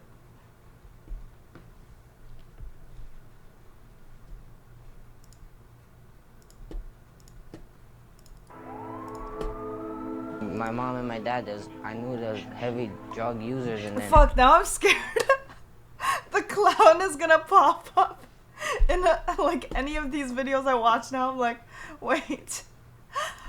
My dad would always beat up my mom. I think so that her drugs was like her medicine, like would calm her stress, but that's why she noticed. Yeah, thanks for banning him, Ichigo. Our lives, that was she good. put our lives in front of hers, and give us to our grandma. They didn't give up on us, so like that pushed me more not to give up anything. Shouldn't even give up. Like, what is that? Like that, if you give up, you certified a loser. If you try, certified loser. You at least win in your book. The last time I saw my dad was when I was like 10, 11 years old, and then I never see him after that.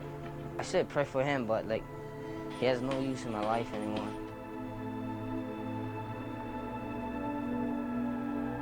On the Big Island, one person dies every 11 days from a drug overdose, most from fentanyl, and a growing number of victims are teenagers. This is the house I grew up in. This is what Maxie Baby started at? Yep. You ever scrapped on this corner? What are street fights happen? I would fight with all my friends on the road. We'd fight all on this road right here. Max Holloway was born in a place where many young people lost themselves to addiction, street violence and crime, with little hope of ever breaking free from that cycle. Born on December 4th, 1991 in Waianae on the west side of the island of Oahu, Max Holloway grew up in an environment that rarely produced success stories. His parents, Missy Kapoi and Mark Holloway, struggled with serious drug addiction, a reality that deeply affected Max's early life. His father was abusive and left the family when Max was around 11 years old, while his mother spent years battling crystal meth addiction, a fight she will later win through tremendous effort. In those circumstances, Max's grandparents stepped in and assumed a crucial role in his childhood, taking him into their home and giving him what he needed most at the moment: stability, structure, and clear values. You know, no, don't get me wrong. You know, people got it way tougher than me. I always had a roof on my head. I always had clothes. I always had hot food to eat and stuff. That was because my grandma and grandpa. If people follow my story, you know, my mom was was a heavy drug addict. You know, my grandma was not my grandma, but my dad was like, I don't even remember him being in my life. He was like maybe in and out my life. McGregor's ass. Oh yeah, who are you guys voting or who are you guys rooting for in the fight? Does McGregor have no chance? I feel like, I mean, he's been away for so long, but I don't. When I was a kid, they thought. Also, is this one okay to watch?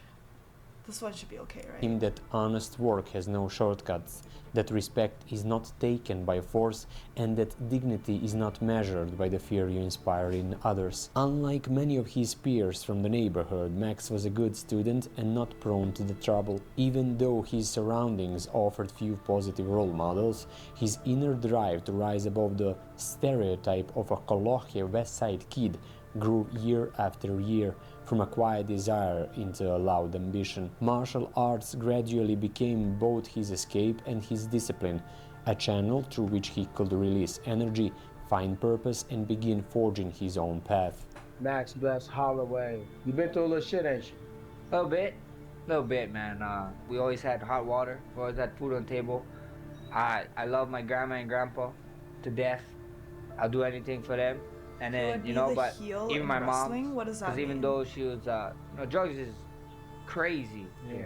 That was hard for me, you know, like there's nights where my mom would disappear. For a long time, Max wasn't even aware of what's happening around him. The truth about his mother didn't reveal itself through words or explanations, but through small moments that only made sense much later. So you're learning about drugs, you go home, and what happens? I go home, I got this bandana, like thinking like, well, that time he was like, you want to be a ninja, you know, you remember like you put it on your... Heels are bad guys, they play that. Oh, I see. Oh, so McGregor is the bad guy.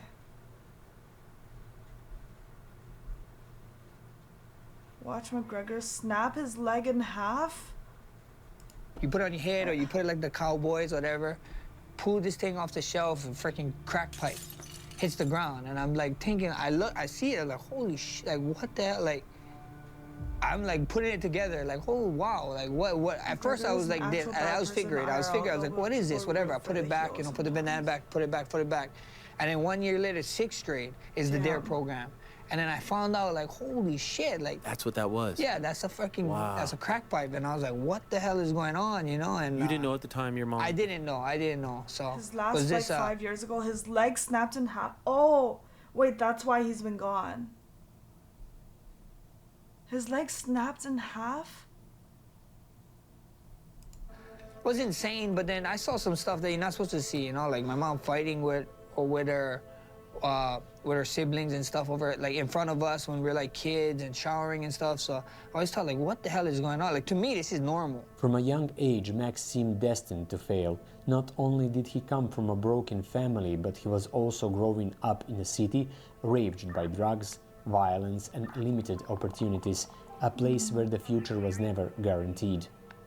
I saw what drugs did to my mom, you know, I know drugs is a key point of why my dad wasn't around. I see drugs, what they do to some of my close friends' families. And then I also saw drugs do to people that I saw was around and, like, that was older than me, you know? Like, this just, like, I wouldn't say friends, but, like, guys, like, I see this guy around, and then you end up seeing him on the streets, like, tweaking. So I'm like, oh, man.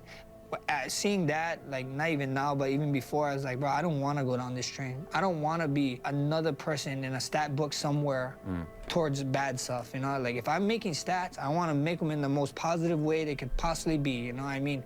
Punching someone in the face is not too positive, but it's the legal way, you know what I mean? But at the end of the day, it was just, that was the main thing. I was like, I see where these guys go.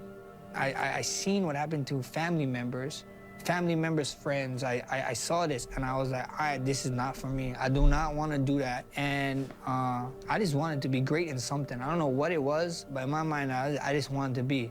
Whatever I think I did, I wanted to be the greatest at it and keep going, you know, and then try and change the generation. You know, I mean, I'm sure you heard it. It's just generational curses. That's what it is. That's why, like, some of these guys can't see out of their little box that they live in. Like, this is the way.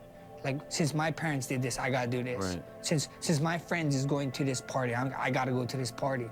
You know how much parties and whatever, when I was like a young kid, I had to, like, skip out on, you know what I mean? I was like, bro, I'm good, I'm training tomorrow, I gotta wake up early. Despite the chaos around him, Holloway found refuge in martial arts, fully dedicating himself to kickboxing at the age of 15. After only 3 days of training, he stepped into his first amateur fight, and under the guidance of his coaches, he quickly developed his skill, discipline, and mental resilience, the foundation for his future success in MMA. Through hours of training and sacrifice, Holloway honed the skills and mindset necessary to excel in the professional arena. Did you start with MMA? No, I started with kickboxing.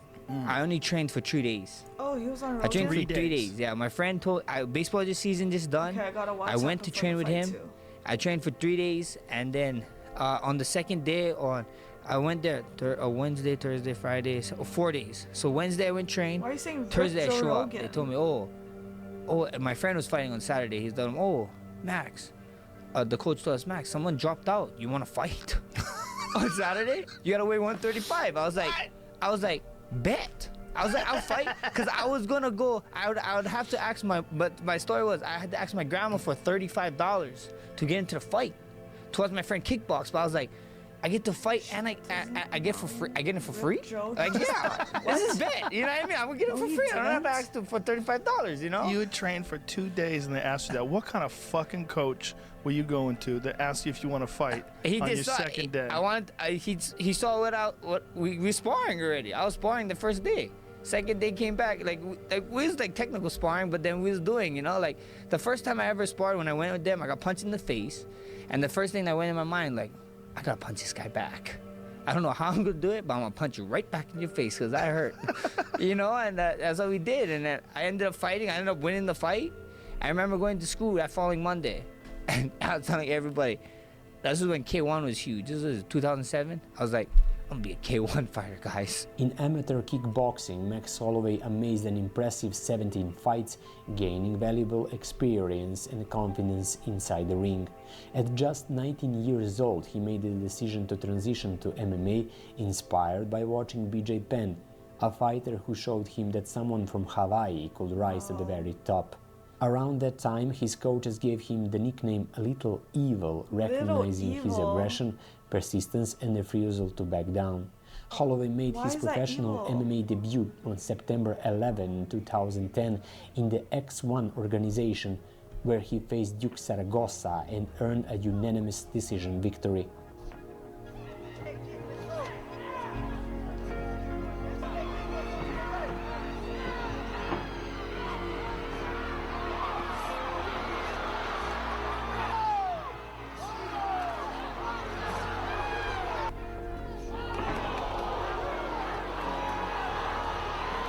blue corner, Max.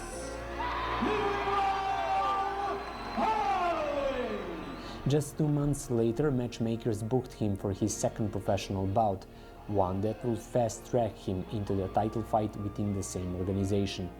Max delivered in emphatic fashion, securing a first-round technical knockout against an opponent who already had 30 professional MMA fights, making it clear that he was not just another young prospect, but a fighter with far greater ambitions.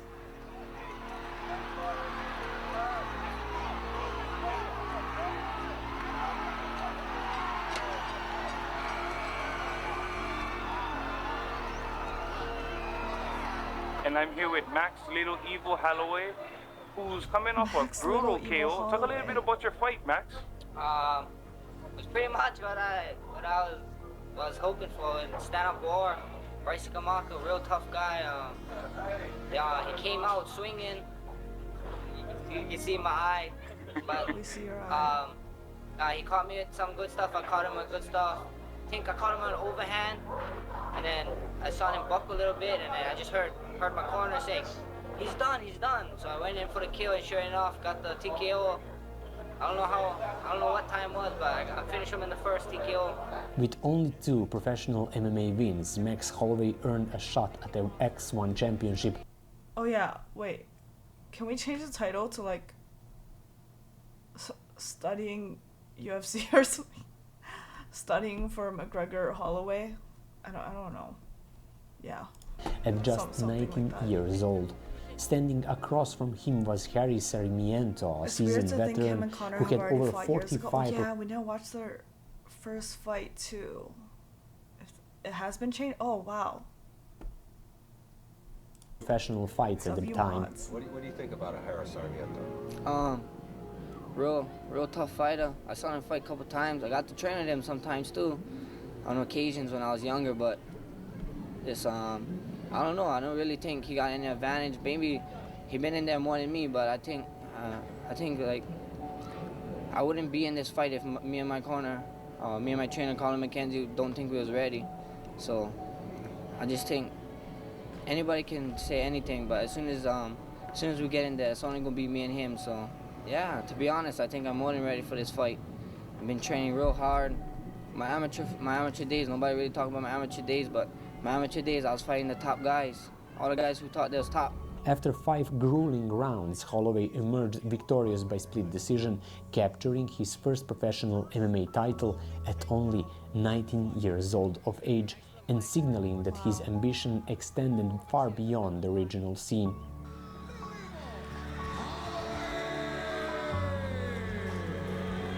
Has come to the Blaisdell Arena, wrestled the 155 world title belt away from Harris Sarmiento.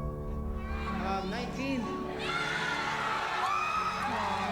And also, tell everybody how many professional MMA fights have you had?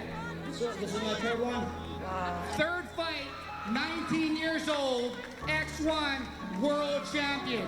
Wasn't surprised at all. I was preparing for a war, and I just think if you like be the best, you gotta beat the best, and it's just what you gotta do, baby. After another fight and another victory, a moment arrived that will change the course of his career forever. On January 4, 2012, while sitting in a hospital waiting for his wife to give birth, Max Holloway received an email from his management early in the morning.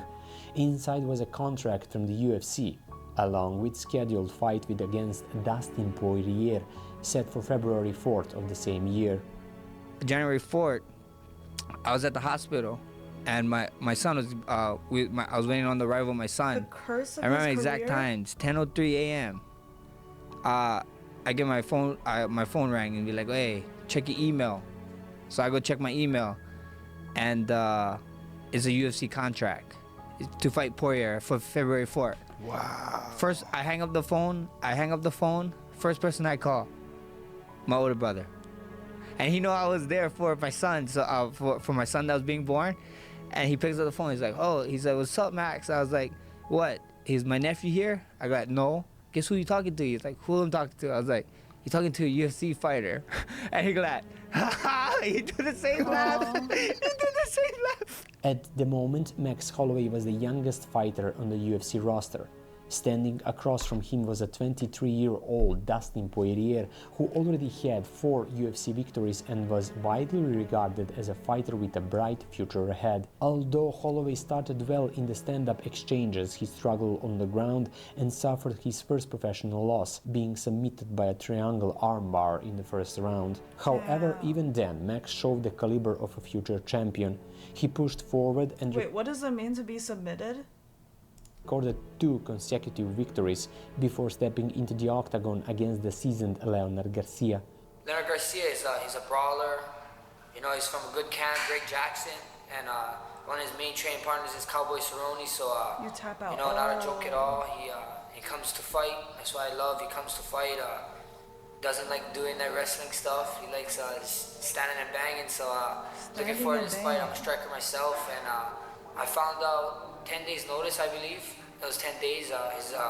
His former opponent was Cody McKenzie, and on Twitter they announced that he got injured. So when I saw he got injured, I was hoping and praying that I'd get the call to get the fight against Leonard, because that's a name that you can't pass, and I did. So thank you God, thank you Jesus. Over the course of 3 brutal rounds, Garcia inflicted significant damage, but Holloway endured and emerged victorious by split decision, proving both his toughness and his willingness to fight through adversity. You think you decisively won that fight? Yes, you know, I really do, because the takedown in the second round he really didn't hold me down. I popped back up, but you know, it is what it is. They said don't leave it in the judges, and all glory to Jesus Christ. Thank you, my Lord and Savior, for leading me down this path, and I feel truly blessed. After this fight, a setback followed. 21-year-old Max stepped into the octagon against Denis Bermudez, who defeated him by split decision. Despite the loss, Max was determined to keep moving forward. His next fight was scheduled for August 17, 2013 against a rising star in UFC, Conor McGregor. Who the fuck is that guy? Although the Irish fighter injured his knee during the bout, he refused to quit, proving superior in all aspects of the fight and defeating Max by decision after 3 rounds. These back-to-back losses marked a low point, setting the stage for Holloway's meteoric rise to the very top of the world premier MMA organization. And then I never had a striking coach for, Dustin, then we went on 4, and then we went on 2. So whatever the 1, 5, 6, 7. My first 7 fights in the UFC. So what did you do for striking? You really want to know what I did? Yeah. You know, the UFC game, I would use Renan Barao and Jose Aldo, and I would do stuff with them. I'd be like, oh yeah, this works in the game. So my friend at the time, Dustin Kimura, he would kind of hold mitts for me, and I'd be like, look, I tried this in the game and it was working. Let's try it. And we did it. I figured it out from freaking UFC, the regular UFC game, the first ever UFC game. What? Yeah, with Hidden Brawl. You would watch the video game. I would play the video game and be like, oh, look at this. I would try combinations. I'd be like, oh yeah, this kind of works, so let's try it.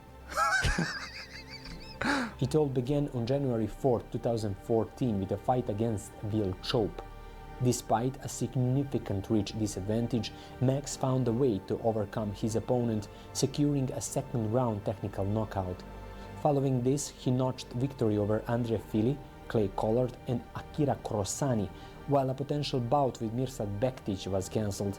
In these fights, Max Holloway also earned a Performance of the Night bonus, further establishing his growth and talent. On April 18, 2015, he earned an opportunity to face Cub Swanson, a fight that marked a major step forward in the career of the young Hawaiian and signaled that Holloway was emerging as a serious contender in the UFC featherweight division. And they offered me Holloway, and he was on like a 9-fight win streak. He was on a roll, and I was like, yeah, it's fine. He's a stand-up guy. I've always done good against taller strikers. Cool. Then he comes out and he fights me a completely different style than I had watched him tape. And I'm kind of like watching him, and he's just firing off and running, and I'm just blocking, trying to figure him out, follow up with a hook, and I miss, and he counters me, catches me right in the jaw and breaks my jaw. After facing Cub Swanson, Max went on to meet Charles Oliveira. The fight ended in an unusual and unsettling way as the Bronx suddenly collapsed to the canvas, and was taken to the hospital due to the serious medical issue, one that, at the time, threatened his career, while the victory was awarded to Holloway. You know, I feel bad for the guy. You know, I feel bad for the guy.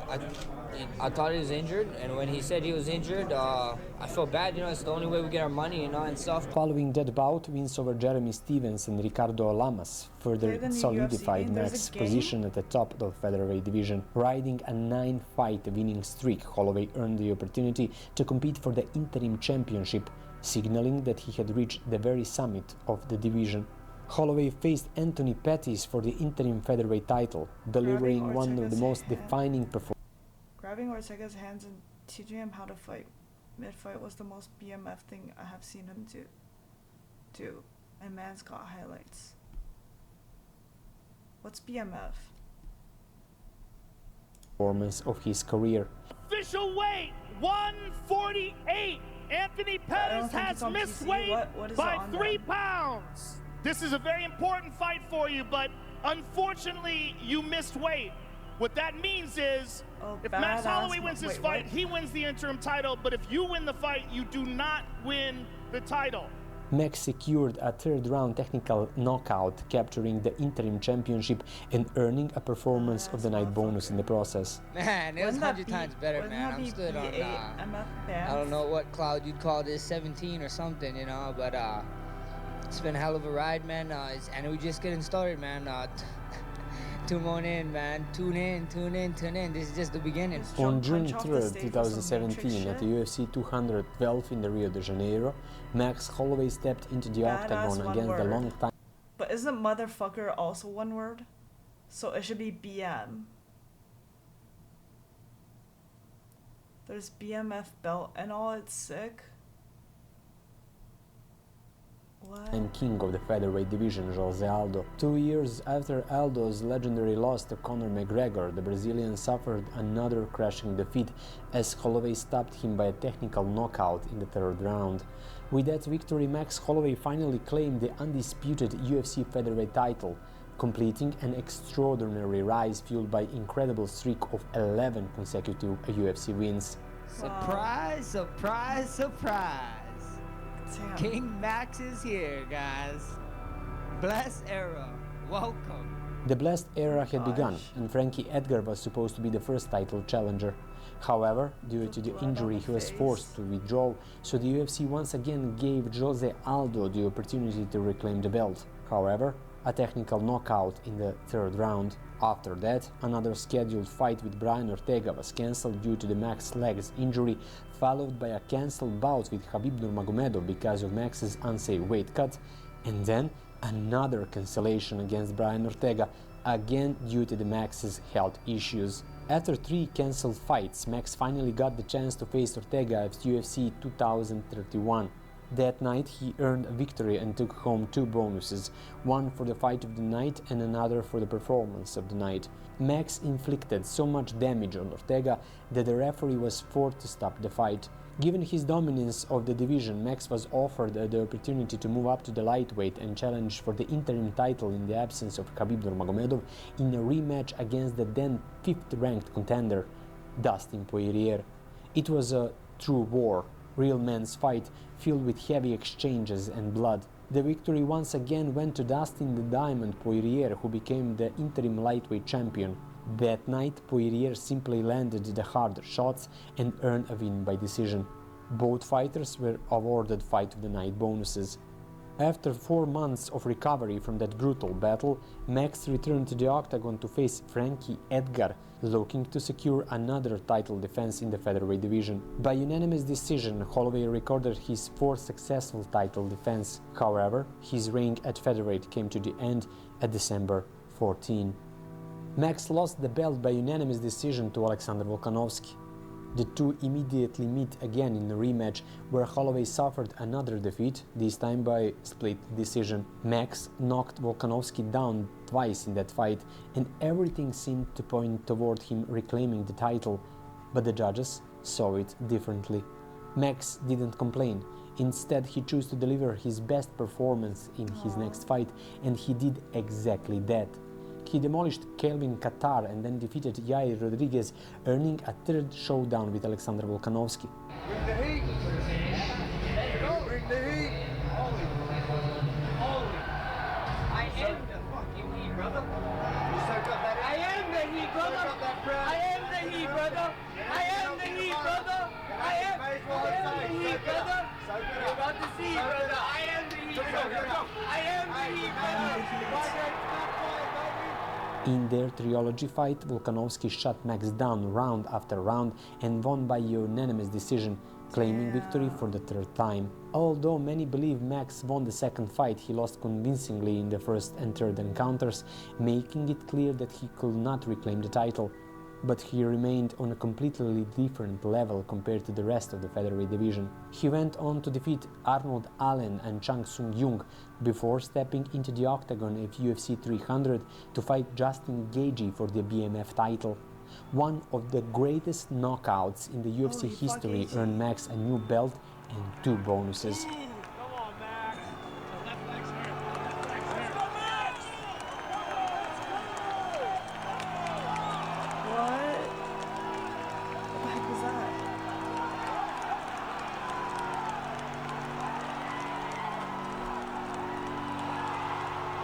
Title is cool. The title is cool, but being able to share the octagon with a future Hall of Famer legend, Justin Gaethje, that was amazing. On October 26, 2024, Max received another opportunity to fight for the interim featherweight title, this time against Ilia Topuria. However, in that fight, Max suffered the first knockout loss of his career. Damn. After nearly 10 months away, he returned to the octagon for the third fight with Dustin Poirier. Poirier had handed Max his first professional loss earlier in his career, but this time Holloway won the fight, sending Dustin into a well-deserved retirement and successfully defending the BMF title. No, thank you, bro. Thank you for the opportunity. You gave me the opportunity, bro. You're up 2-0 on my ass. You gave me that time. You got the belt. You're the champ. Thank you, bro. Hey, it was an honor, bro. No, honor yours. Max is now to face Charles Oliveira on March 7, 2026, with the BMF belt on the line. Charles lost their first encounter due to the injury that had nothing to do with the Max. Can't wait, you know, we have some unfinished business from 11 years ago, so we get to go out there and finally figure it out. Raised in a broken family, surrounded by drugs, violence and street life that offered easy but distractive paths, Max Holloway could have easily become just another lost story from Vaiane. Every circumstance was working against him, yet it was precisely that chaos that pushed him to choose a completely different life. Instead of accepting the fate his environment seemed to promise, Max chose discipline, hard work and responsibility. He chose family over self-destruction, progress over excuses and perseverance over quitting. Every blow he took in life became fuel, and every setback turned into a lesson that made him stronger. That is why Max Holloway is a fighter respected by both opponents and fans alike. A man who never looks for alibis, who does not run from defeat, and who always moves forward, no matter the cost. His story is not just about titles and victories, but about choices, about proving that even when you are built by war, you can still remain human. And that is why Max Holloway is not only champion inside the cage, he's a champion in life. Yeah.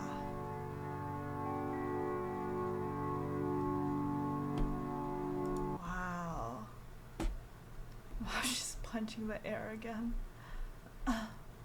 Holloway destroyed Gaethje. Bell, anyone that looks like the Dagestan guy with a beard are some of the meanest mofo in UFC.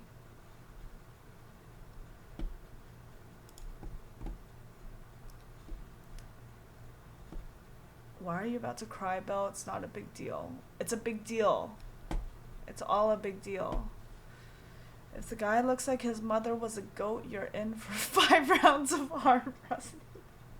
If his mother was a goat.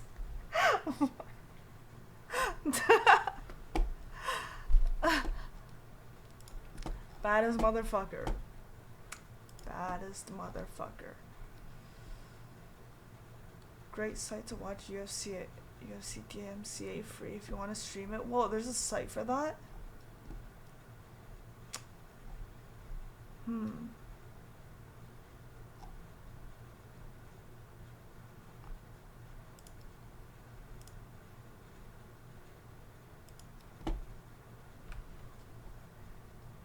Oh, wait, did we already watch this?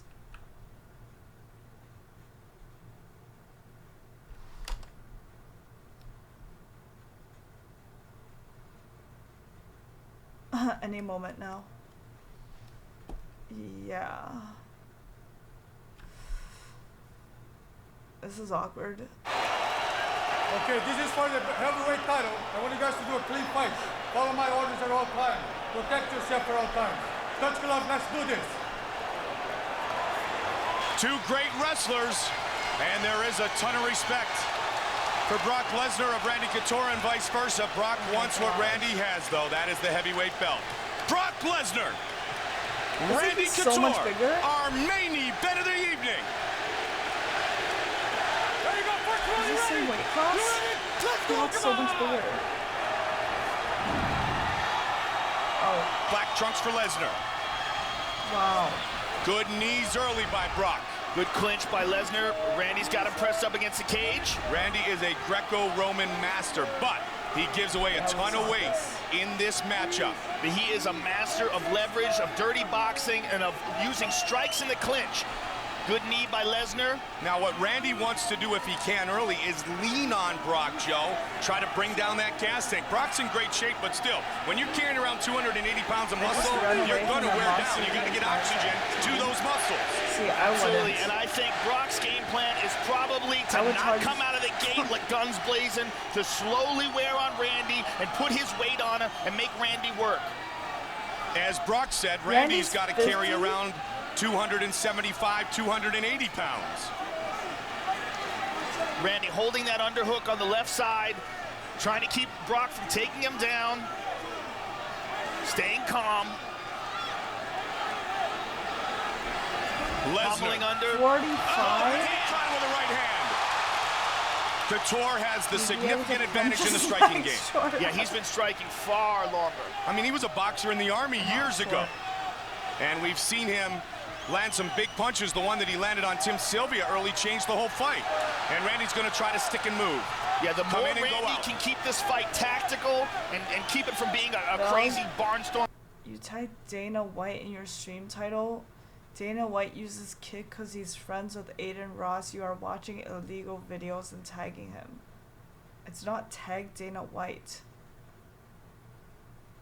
But hi Dana White if you're watching.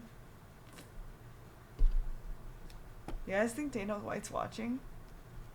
Do you think if I tagged him he would watch? You would be pulling corpse guard. What does that mean? Didn't Randy make the Toy Story theme song? What? I feel sorry or happy for Brock's wife. Forming brawl, the better he's going to do.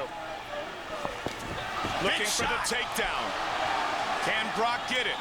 7 of 8 in his mixed martial arts career on takedown attempts. The speed that that guy shoots in for a 285-pound man is incredible. But Randy defended it.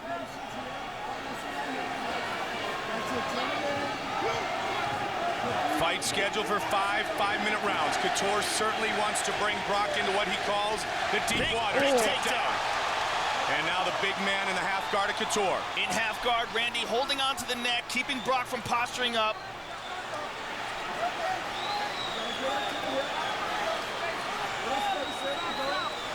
Can he get to a more favorable position here, Joe? He's trying to get to side control. He mounts. Oh, good job by Randy. Yeah, great job of avoidance by Randy Couture. And Randy's getting back up to his feet. Randy's got a hold of Brock's leg. If he can get Brock on his back. Randy trying to work that right leg of Lesnar. Randy Couture. He's got one hook in. Good job by Brock on that leg, Joe. And now he's back down. That was nasty the way he was turning his leg sideways. Half guard. Look at the size of Brock Lesnar. Yeah, it looks like they're like 3 weight classes separated.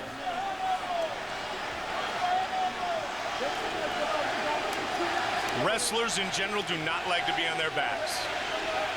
Randy, though, over the years, Joe, has developed a very good guard.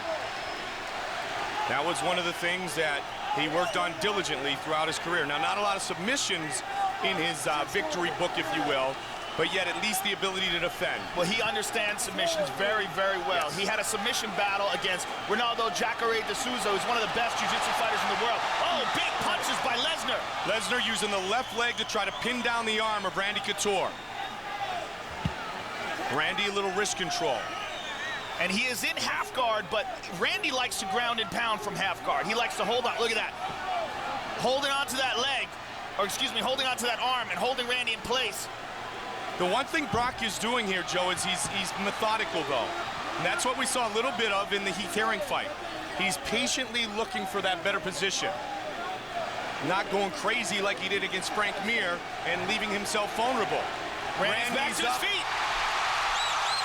That's huge. That's a huge sign right there. He took very little damage there, but he was able to get the fight to his feet, and Brock is breathing heavy. And that's what we talked about, Joe, the gas tank of Brock Lesnar. Make Brock work one way or another. Now Couture leaning on the big man. Brock just looked up to check the time. 30 seconds left.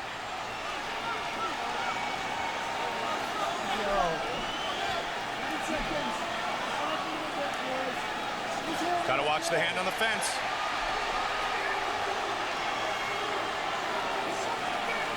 Long way from the corner is Brock Lesnar. Again, yep, he's got to be careful. Mario Yamasaki warns him about grabbing the fence. Randy is trying very hard to get Brock down to the ground. Great first round. Huge first round. Hello, Brock Lesnar. Randy Couture's going nowhere. Captain America. Brock cheating? Was it? How? We're a lot rougher than this. This is what I imagine Poggy and Fluffy do. True. I love UFC because it's the only time I can watch big sweaty men rubbing up on each other. Alright. End of this round that are just too good to gloss over. Topuria was always anticipating Emmett's counterattacks. When he throws this jab, if can't grab the cage? Really? You're not allowed to grab the cage?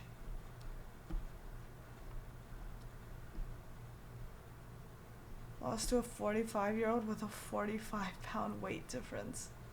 Damn. Emmett slips on the inside, he's likely going to counter with his left hand or with some kind of corkscrew overhand over the top of Topuria's jab. But when he slips on the outside, unless he's simultaneously throwing a check hook or something, 9 times out of 10 he's going to spring forward with an overhand. So Ilya retreats back in his Philly shell, and look how he pivots out slightly and rolls his lead shoulder forward. It's such a small movement, but it moved him out of the way and deflected the overhand perfectly. The second example happened just 10 seconds before the round ended. Once again, Topuria throws his jab, Emmett slips on the outside, and once again, Emmett follows it up with the right overhand. And with just a small pivot and rolling that lead shoulder forward, Emmett completely whiffs him, and he shuffles back just barely out of range for the next left hand. People can hold themselves up from being grappled. So, oh, true. They grab cage so they can't be taken down to the ground. I see. That makes sense. Nope, not even with your feet. But even if he got hit, he's protecting both sides of his shoulder rolls like a very defensive stance. Mayweather was the GOAT in it. Oh. His chin, on the right side with his right hand, and on the left side with his left shoulder. Going into round 4, it seems like Topuria has already put all the pieces together, but this round was a rare instance of a 10-7 score, so even through the first 3 rounds, he hadn't quite reached his ceiling yet in this fight. There's a lot of the same great things he's been doing throughout this fight: his jab, his excellent defense and head movement, and of course controlling the center of the octagon. We've already talked a lot about that stuff, so we're going to skip to the big moments where he really started to break Emmett down. Big moments, the beginning of the end was here at 1 minute and 20 seconds left. Topuria throws a simple 1-2. Emmett defends by shelling up and leaning to the inside. Now at this point, we're all expecting Emmett to throw the overhand right or a lead left hook. Those are his 2 main weapons. Most likely that overhand because his hips are already cocked back for him to rotate out to his left. No. Oh. And we see here that he actually goes his hand positioning and shoulder rolls is affiliation. Oh, from earlier. Throw that lead left hook. But he left a big opening down the center, and Topuria throws a short little left hook that drops Emmett. It's insane how fast this left hook was. When you're watching in real time, it almost looks like Emmett just lost his footing or something. Both of them throw the left hook at the same time, but one of them was clearly more effective. So let's take a closer look. We're not exactly comparing apples to apples here because Topuria is coming off of a cross, so his upper body is already turned out to his left, which is a much better starting position because he doesn't require any extra setup to be able to turn his hips through with the left hook. Meanwhile, Emmett is facing in the same direction, so for him to throw the left hook, he either needs to rotate his entire upper body to his left or circle his arm back to throw the left hook without much upper body movement. But doing this creates a big opening up the middle for Topuria to attack. Topuria basically keeps his arm in the same spot, but just rotates his body. Topuria makes a significantly shorter movement than Emmett, so he lands way sooner. Emmett also extends his arm out way further than Topuria, which doesn't help his case because that means his fist is traveling in a much larger circle, and he has to cover even more distance than if he were keeping his arm at a 90-degree angle like Topuria. Topuria, on the other hand, throws this hook with his hips and keeps his arm essentially in the same spot, just allowing the rotation of his upper body to do all the work. So not only does he land way sooner because he's covering less distance, but he generates way more power than Emmett would have if he somehow landed this left hook. Once Topuria gets Emmett to the ground, I like how he goes to this leg drag position because it's really difficult for Emmett to regain his guard, and it encourages Emmett to turn over to his stomach. Emmett does a good job of pushing off the fence to scoot his right foot past Topuria's right hip. Once this foot is between Topuria's legs, Topuria no longer has the leg drag. But Topuria was absolutely relentless and very easily dumped Emmett's legs over, this time really forcing Emmett to turn over. And then he landed brutal ground and pound. Emmett miraculously gets back to his feet, but it's not long before Topuria drops him again. Topuria feints a jab, then he drops levels and feints another jab, this time to the body. This is a very effective double feint because it's reasonable for Emmett to assume that Topuria would attack the body after feinting to the head. And we can see how effective this was by how hard Emmett commits to parrying the jab to the body. And this is exactly what Topuria needed to create that opening to land the uppercut. Emmett already tends to telegraph, so now when he's throwing these desperate, wild punches, it's not difficult at all for Topuria to see them and knock him back to the ground. Once again, Topuria goes back to that leg drag position, but this time he easily is able to step over into mount, and it's more brutal ground and pound for the rest of the round. As we get into round 5, Emmett knows he's lost the fight at this point, so he's much more reckless and takes more chances. Just like the last round, I'm not going to break down every jab or every time Topuria slips one of Emmett's combinations. It's a lot of the same principles that we've talked about already. However, 2.5 minutes in, Topuria takes Emmett down, and they go through some really good scrambles that we'll look at. Both guys crash in and slip each other's punches, and it was brilliant for Topuria to enter into a double leg at the end of the exchange. Even though he nearly finished Emmett in the last round, Emmett still looked like he was in this fight in the first few minutes of round 5. And though Topuria was winning nearly every striking engagement, there's no reason to take any unnecessary chances against someone like Josh Emmett, who has crazy power. And up to this point, there hasn't been a single shot from either guy, so this was completely unexpected, and Topuria finishes the double leg very easily. Topuria is still pretty low on Emmett's hips once they're on the mat, so Emmett still has a lot of upper body mobility, so he can turn onto his side and he starts to lock up a Kimura. Kimuras can be hard to finish from this position, but they're a good threat because Ilya can't simply ignore it when Emmett gets this grip. He has to address it, otherwise Emmett will submit him. In my opinion, it's more effective to do this much earlier while your opponent is still trying to take you down, because usually it's hard to defend the Kimura in the middle of the takedown, and they need to readjust their arms before the takedown or risk getting submitted. We saw Diego Lopez do this, for example, against Movsar Evloev. But once Emmett is down, there aren't really any consequences for Topuria letting go of this body lock, and now he gets a crossface, and Emmett is suddenly in a much worse position. Instead of threatening the Kimura, it may have been smarter for Emmett to keep this frame with his right arm or move it to his bicep, then use his left arm to frame against Topuria's head and stop him from hiking up his body. Then he could continue shrimping away and regain his guard. Topuria does a good job of posting his head on Emmett's bicep to keep Emmett from getting his left arm under Topuria's face. In order to get up, Emmett needs to create space between him and Topuria in order to get his back off the mat and up onto his side, and that frame is an important first step.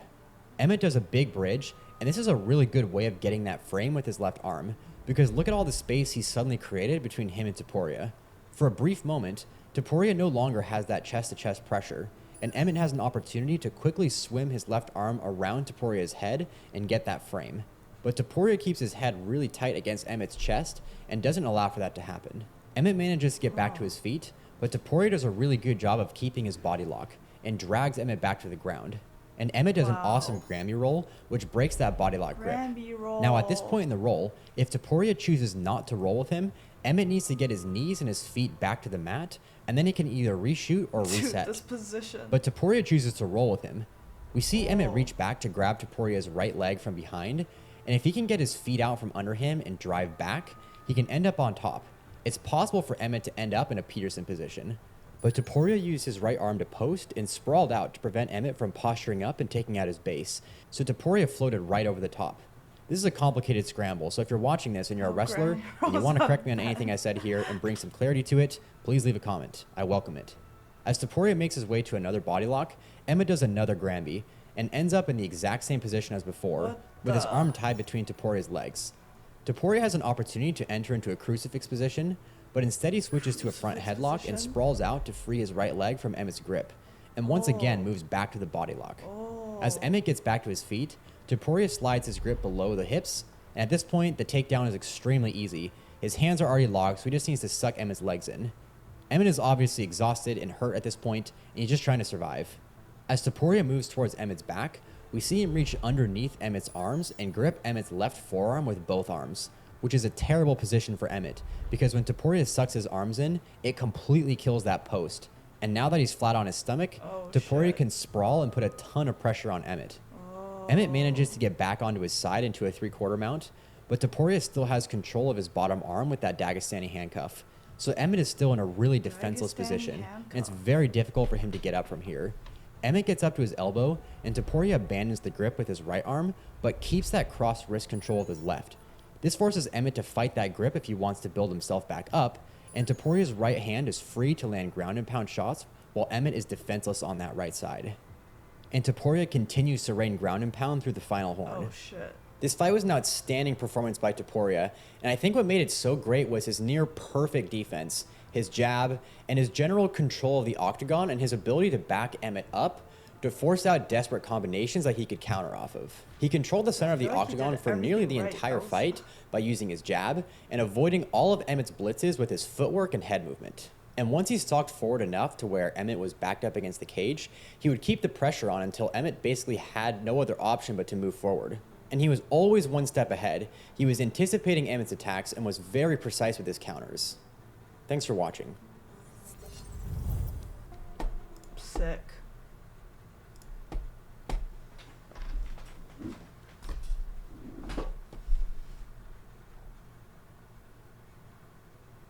This is someone that is entertaining in boxing.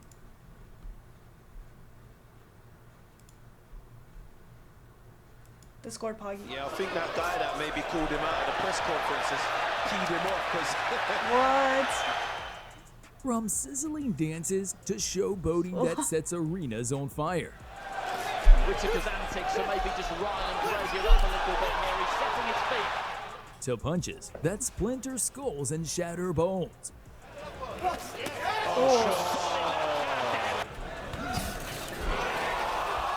Wow. Britain's Benjamin Whittaker is a red alert for light heavyweights and a jack of all trades who has the skills, charisma, and confidence of a true superstar. So before the man known as the Surgeon dissects his next opponent with surgical precision, let's take a moment to retrace his meteoric rise. 2024 has been a landmark year for the Surgeon, who wielded all his razor-sharp tools to claim the IBF International Light Heavyweight title by surgically dismantling Nigeria's Ezra Enrique with only 10% seriousness. Back to what I was saying. Yeah, keep talking. I've not took any of my opponents serious, and there's no disrespect to them. But this kid, I'll take him 10% serious. That's all I need is 10%. From the opening bell, Whittaker's flashy style and showboating posed serious problems for Ezra. Against Whittaker, then, well, he will be falling right into the Surgeon's scalpel. Which only doubled in round 2. What the heck? Whitaker kept pressing forward with his hands low and confidence sky high. Slightly when he wasn't.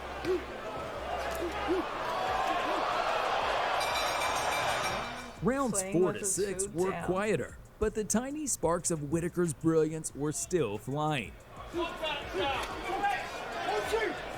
Whitaker with a neat combination there, and then a nice left hand, a couple of left hands, And those sparks were enough to ignite flames of frustration in Ezra, leading him to resort to headbutting, as well as elbowing as a last-ditch effort, for which he was deducted a point. Oh my gosh. That was naughty. Ezra failed to touch the ever-elusive Whitaker at all in the final 3 rounds. Wow.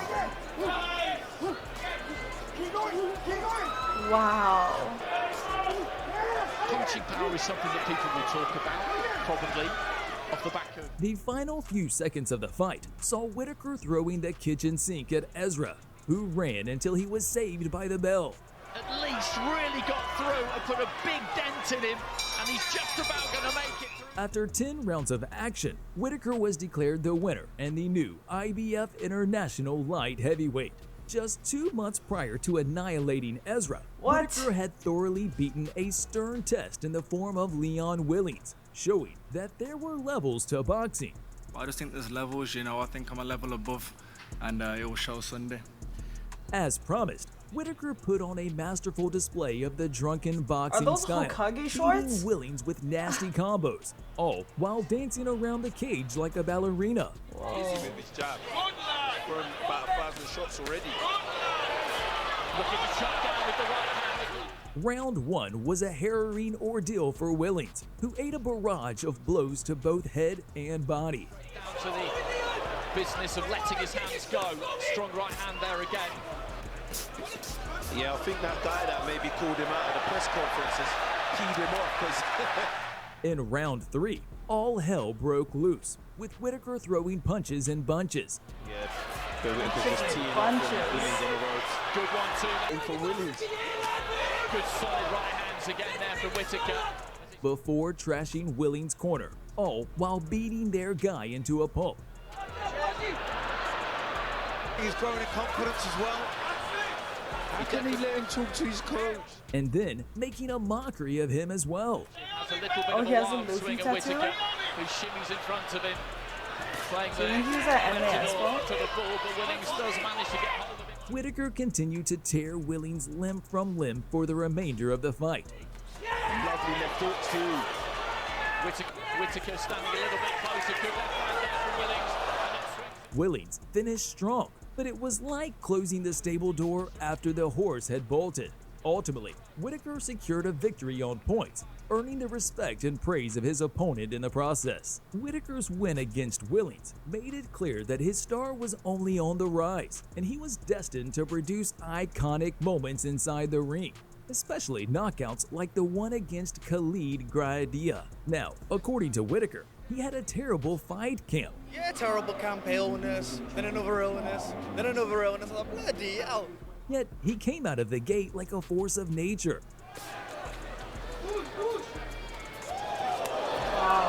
Just going about his business here. Nice left hand into the body, and again an extravagant. That brought a mere mortal like Gradea down to his knees nice and early. Swagger and the brand and all that type of thing. I do. Beautiful body shot there from Whitaker. With Gradea's defensive walls cracked, Whitaker's wave of punches gradually seeped in. Again, he just kind of goes in here, embarrassing him. Can he follow it up? He looked for it again there, but he managed to drop the elbow on it, Gradea. Beaten by someone that's just far too good that you can't even land, you can't catch them. It's very demoralizing. Until the floodgates open.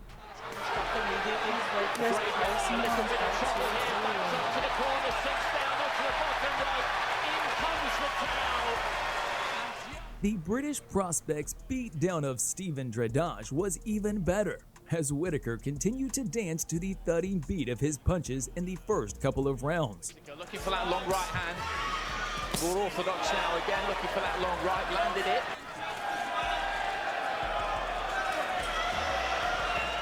But after a fiery face-off at the end of round 2, Whitaker activated beast mode, entering round 3 with a chip on his shoulder. Oh, very good combination there from Ben. And forcing his opponent to one knee. There a dread oil, it could be the mouth, and he goes down to a knee. 9 out of 10 fighters would have gone for the kill following the knockdown, but Whitaker chose to showboat to shatter his opponent's self-esteem before shattering his skull with a sniper-like 1-2. And he is stretched out on his back, and he is out. Whitaker's fight against Vladimir Bellxyn showcased his potential to become one of Britain's greatest light heavyweights in history, or even more. And he did so by beating his foe both in their punch-off as well as dance-off. False confidence that Bellxyn may have has been knocked out of him already. This is difficult for Bellxyn. He's got to try and ignore all of that and just stick to the top. The Dancing Devil continued to weave circles around his opponent in round 2. Already in this round, though, he looks to me like he's getting those feet just a little bit closer. Whitaker pulled the gas pedal all the way down in round 3 as Bellxyn looked for cover. Doubling up on the left hand to the body as instructed in the middle. That was neat. And Bellxyn a little bit of trouble. Round after round, Whitaker pounded his opponent as if he were a punching bag. Asking any questions about Whitaker is just whether Ben can open him up. By round 8, the Slavic was softened up like a ripe tomato in salsa. And ultimately, he was thrown into the grinder and turned into sauce. But he had a good 3-4 seconds there. Left hand there for Whitaker, and the referee has jumped in and stopped the fight. Like Bellxyn, Whitaker didn't have much problem adding Jordan Grant to his highlight reel. The Brit was sharp like a katana from the start. There's the showboating. And then just steps off. And it didn't take long for him to cut Grant's defenses in half. Right hand cocked to ready to go. Huge right hand from Whitaker.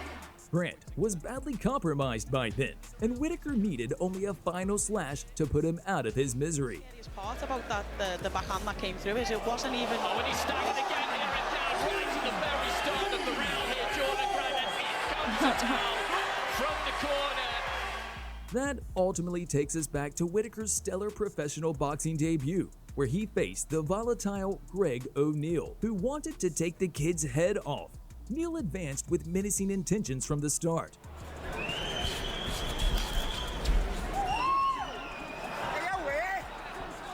But with every step forward, he was made to pay for his daring moves. Practice your email dances like this. What do you mean?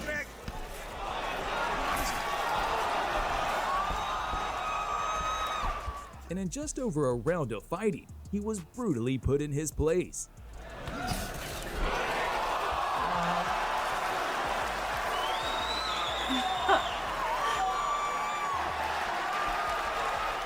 Benjamin Whitaker is truly a drunken wizard whose speed, timing, and movement have been a tough pill to swallow for his opponents. gotta get a but it's good still early celebratory days. dance. How far will he go? Let us know your What's a thoughts in the good comments. celebratory- If you like the Oh, video, that- please subscribe to our no. channel and turn on those That one's too bug. Do I gotta learn dance moves from him? Hi, Winter. My dog wants to fight you. On behalf of all dogs. What? Hi. Oh yeah, we should watch Winter's clip.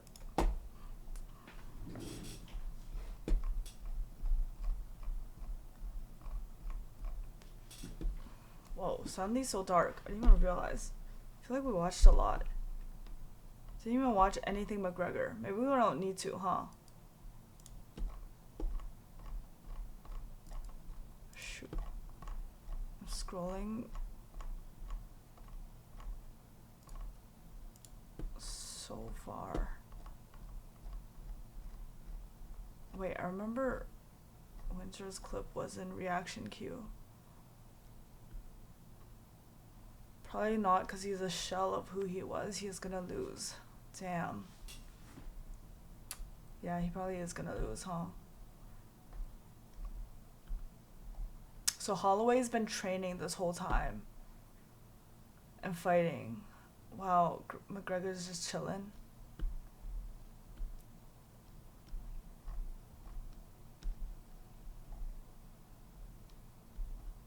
Why is he even trying to fight Holloway? Wait, what happened in their first fight? Oh, the Bearcat video that hit the news. Oh, it hit the news?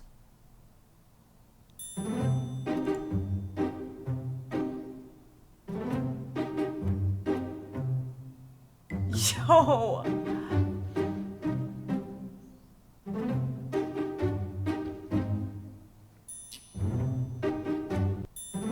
Dude.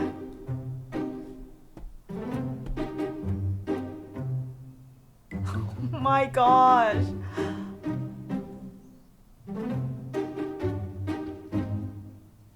Bro. Wait. This is your backyard? That's fucking crazy. Yeah, I was standing outside the back door. That cat hasn't been neutered. Bitched by a cat. Wait, is this common? Is this normal?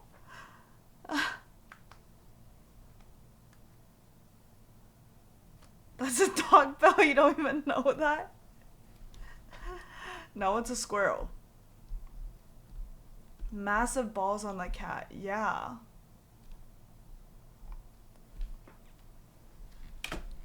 Are cats just brave like that? Or just this is very rare. I get bears and deer all the time. What? Isn't that scary? But like they're chill? They don't try to do anything? The cat name is Pico. I found out that cat does it all the time. Oh, what? They chase bears and the bears always just run away? That's so crazy. Well, they can get away if they need to, so yeah, they're both true. Bears are Russian agents and deers are New Zealand agents. Wait, why are bears Russian agents? I got a deer video on that channel as well. Oh, shit, I exited it out. Wait, do you want to link it here? Or I'm on the Discord.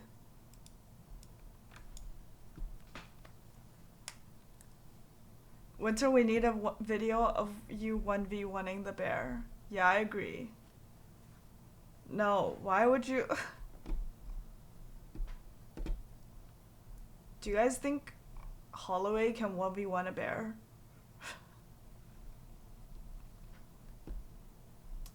And Putin also fought an actual bear. Did he really? What?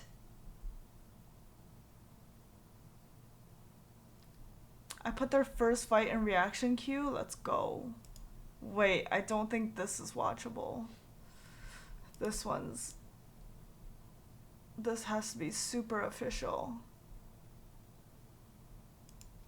I don't know if we can watch this. Khabib wrestled bear when younger. What? It's on YouTube, it's fine. I don't know.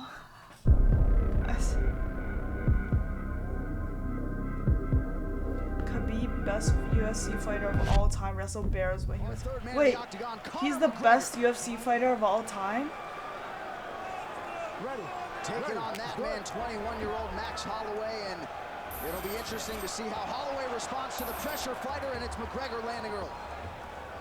Wait, that's how McGregor fights? He looks so funny. Why are his movements so whoa. Showing a lot of wild stuff right away.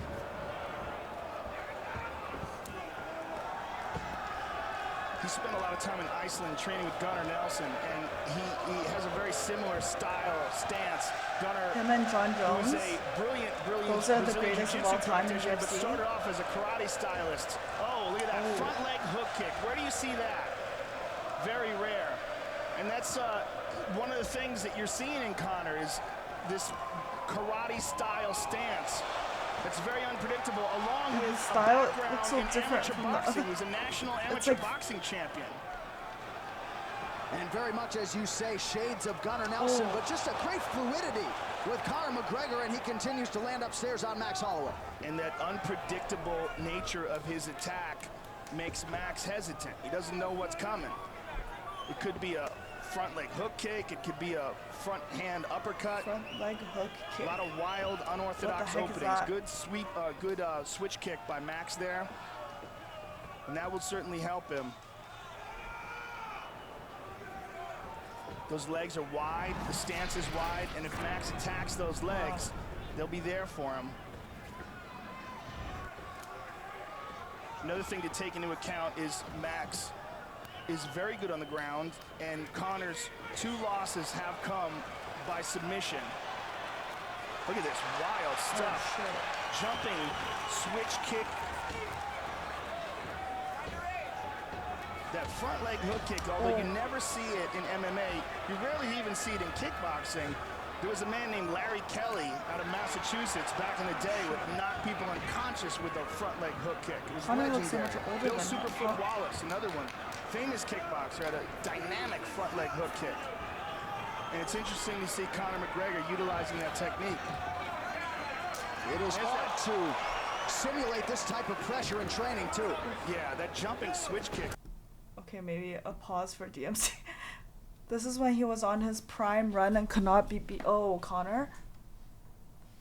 He's so like open, like no defense. He's just like trying to grab his hand, and then the movements are funny looking. McGregor got his ass beaten by Khabib after Khabib beat McGregor, then went on to beat McGregor's staff and agents live on camera. What? What?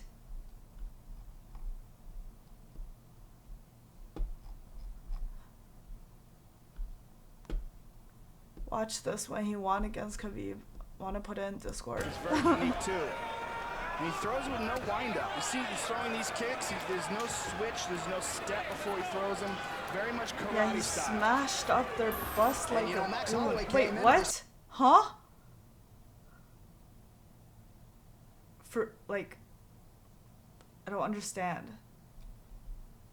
Fight in terms of strikes landed per minute, second only to our UFC heavyweight champion Cain Velasquez in UFC history. But Conor McGregor getting off early and often here as we pass the midpoint of round 1. That just shows you what a freak Cain Velasquez is, that 145-pound guy and him have a similar output ratio.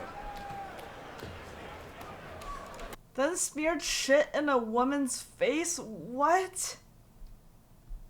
You see the way he's throwing that kick, it's very much karate style, and he follows it up with a straight left hand, and Max looks a little bewildered there, taking some hard shots. And that's a nice switch. That would definitely help him. The more of those he can get off, the better. Slow down the movement and take away from the spring of Conor's attack. Because it's one of the things that Conor likes to do, like that jumping switch. So few guys do that. Shogun used to do that a little bit in his younger days, but it's just it's an unusual technique, as is that front leg hook kick. There it is again. Real kick to the legs, Andy Hook style. And you see the kicks and knees landed, starting to pile up for the Irishman, Conor McGregor, and uses that lead hand too to sort of paw and control his opponent. And hands down. I mean, look where his hand positioning is. He's telling him to hit him. Go ahead, hit me. Oh, high kick. Beautiful uppercut. Good right hand over the top by Max. Max needs to get Conor's respect. And right now, he's just a little confused by all the offense that Conor's throwing his way. He's trying to wheel kick himself, but Conor saw it coming and stepped with it. Joe Rogan judges all of these fights. Conor with the front leg side kick to the thigh.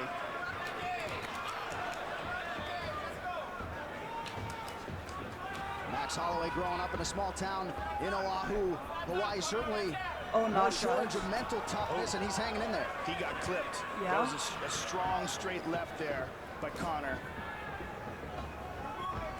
Connor's just so relaxed in there. I mean, it's amazing. This is his second UFC fight, very high profile, and look how calm he is in there. He believes he's immune to pressure, and that is certainly... There's a head kick.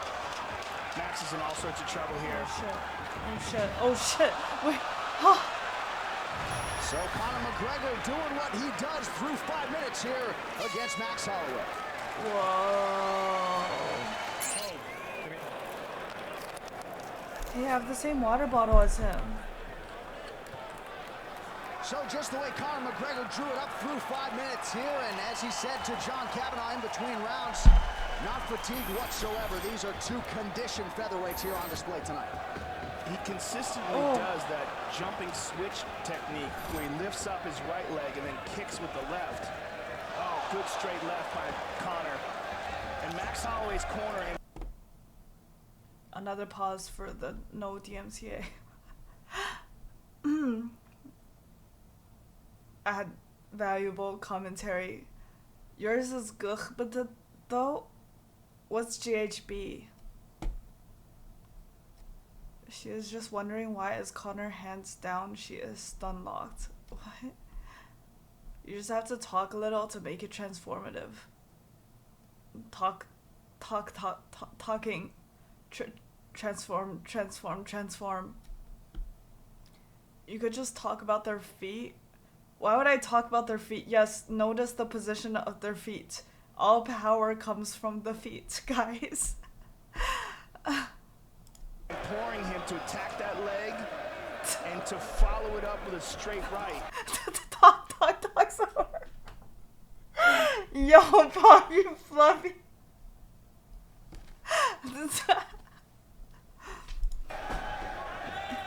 To move back and counter McGregor and get his respect, and I think that's imperative at this point for Max Holloway. Now, a lot of people have suggested Conor McGregor could be very successful in boxing, and then you see the kicking acumen, just an absolute pleasure to watch on display here.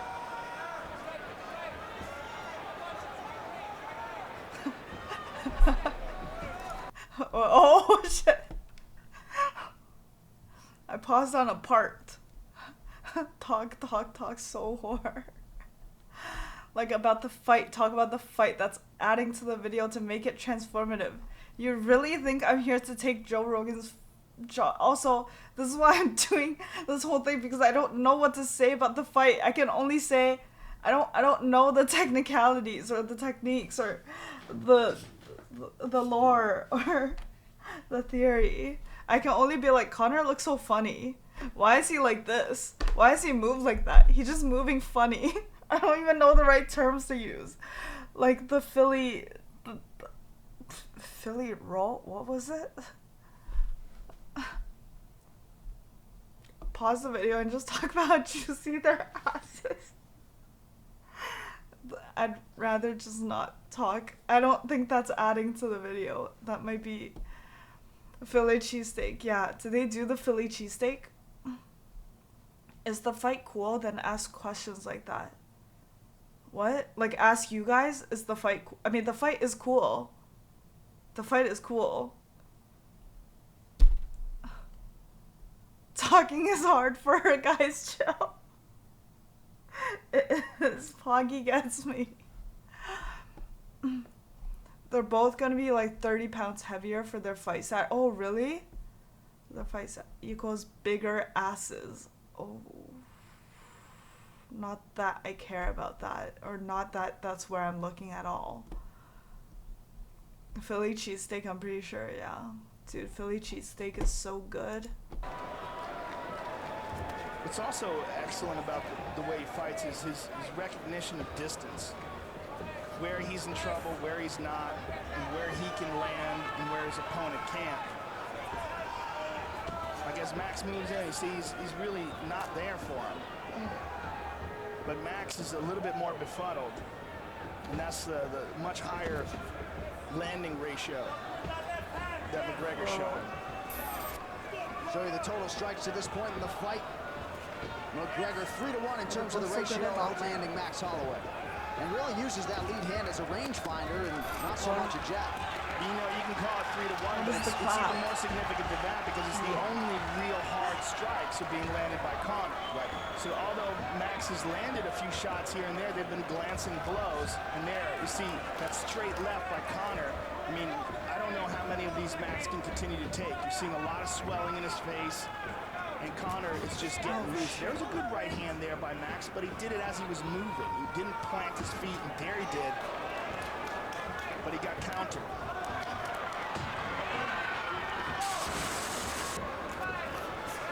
Now he's digging his toes in. Yep.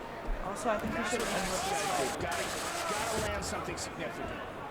He's got to take away some of the confidence of Conor, and he's got to try to hurt him. Very little wasted motion for Conor McGregor, and you see that nice uppercut on the inside there.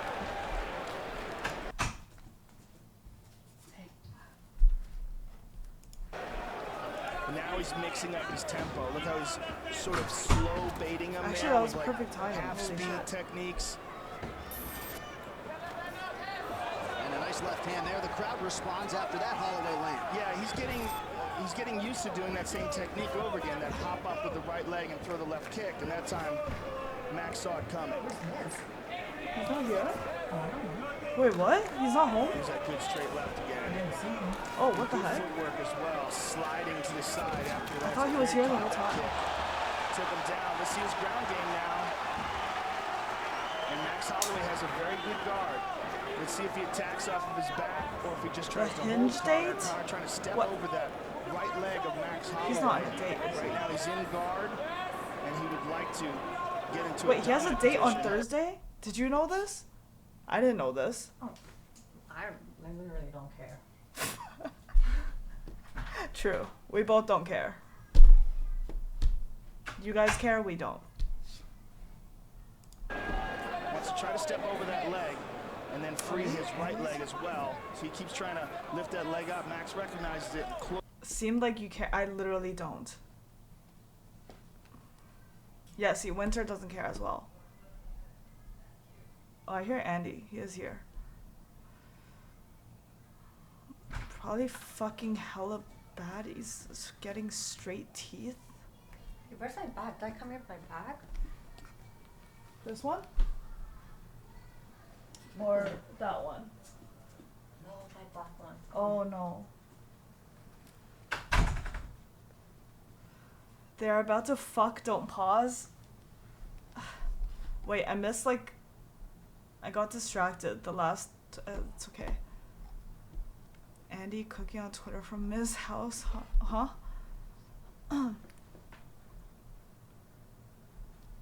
Why do you guys need to know fucking... You're the one that brought it up.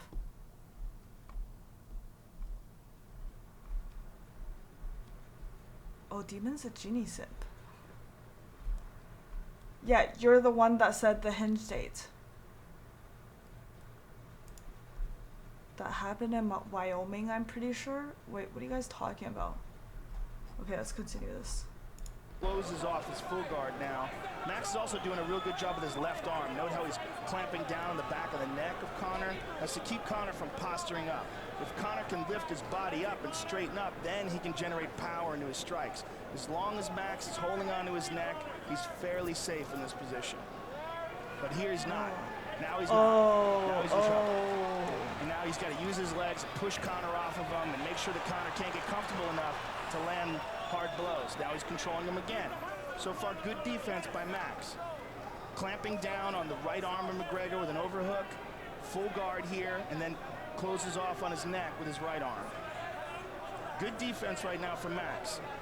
They're talking to each other. I don't know what they're saying, but yeah, I'm sure Conor McGregor is very well skilled in psychological warfare as well. And right now continues to keep that pressure on, Joe. But good guard by Max. You know, so far. Okay, now Conor sliced through it. Nicely done. Nicely done. Max recovered a bit of a quarter guard, not really quite a half guard, but he's just basically got his legs wrapped around the ankle, which is fairly easy to free up. Now it's almost half guard. He's gonna, if he wants to scoot out and kick off with his right leg, he should be free, and he is. Back to half guard, or back to side control. So the first 8 minutes of this one, we were up right now. Conor McGregor showing off the ground game here towards the end of round 2. All Conor McGregor to this point of the fight.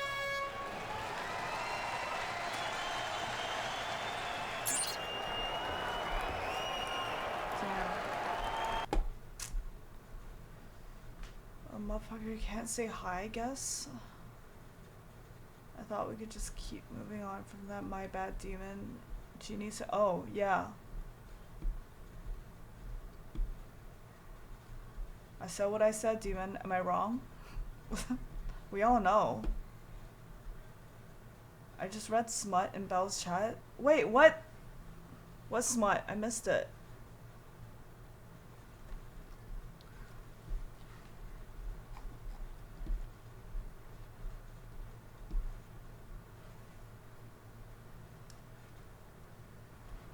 Don't scroll up.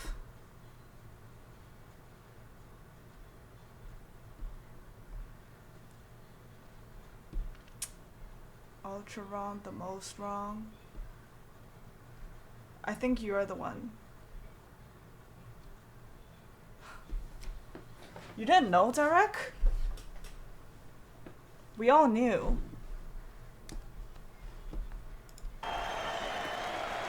Back to live action now. Max Holloway is wearing it as we get ready for our third and final round. We're seeing a lot more of Conor McGregor, obviously, after just a 67-second win in his UFC debut. And there's switching it up with front leg side kicks. Max trying to counter with his kick. Good right hand by Max. Nice. And if you're Max Holloway, Joe, I mean, what is the strategy in trying to sort of stem the tide here and mute this offense of Conor McGregor?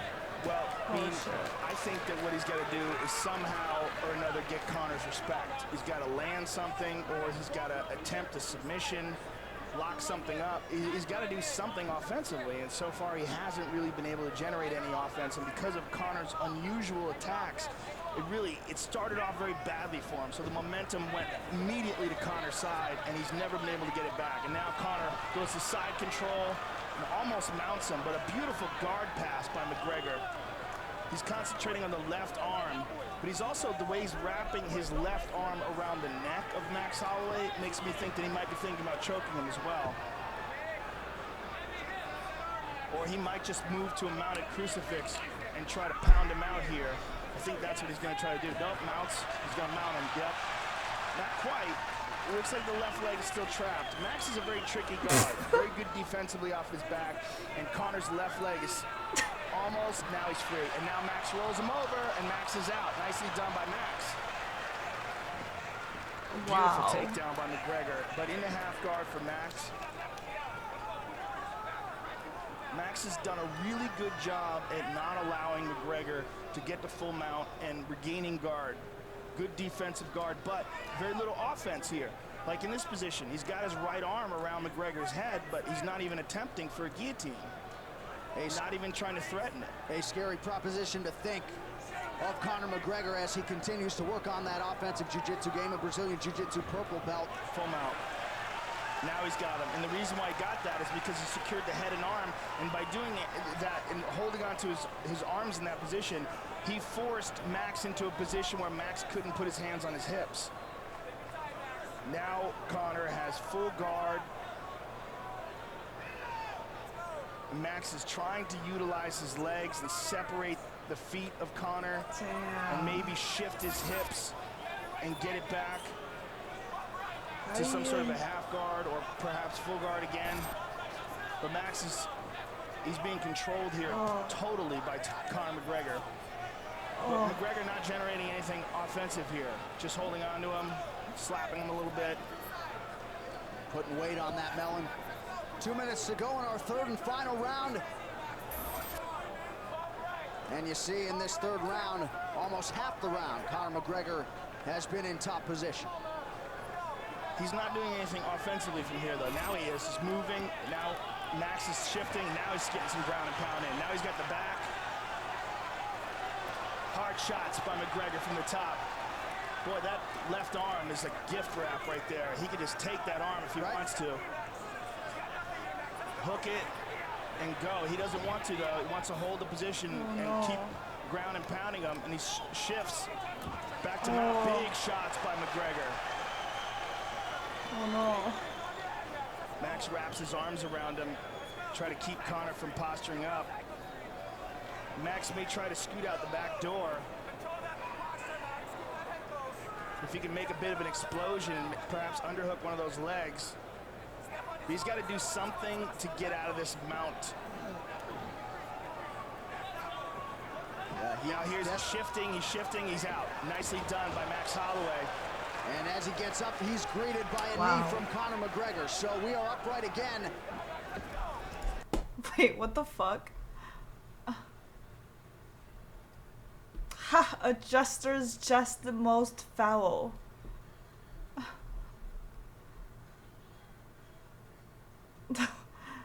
You... What the... What are you guys...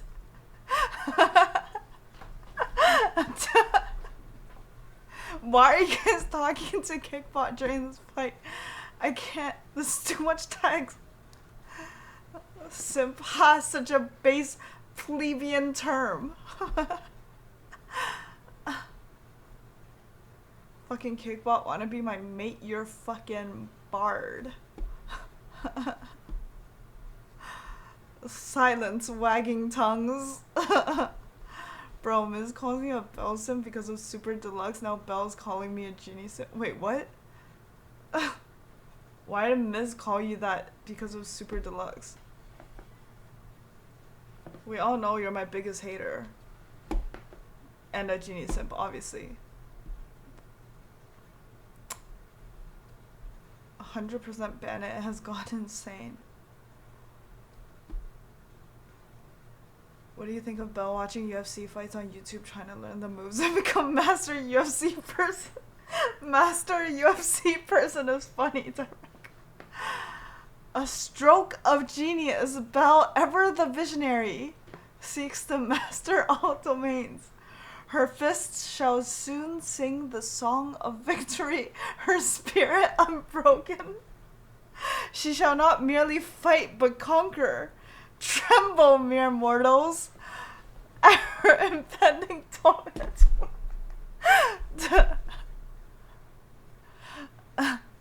Involuntary muscle spasm.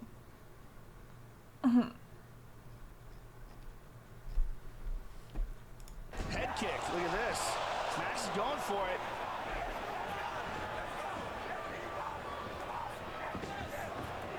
McGregor turns the corner, takes him down again, very nice. So Conor McGregor continues to score. You got to respect the effort of Max Holloway here. Hasn't given up, but easier said than done when you have a guy like Conor McGregor doing with you what he wants to do here through much of the fight. Well, especially the first round was an absolutely brilliant performance by McGregor. The second and third have been less devastating, but still dominant.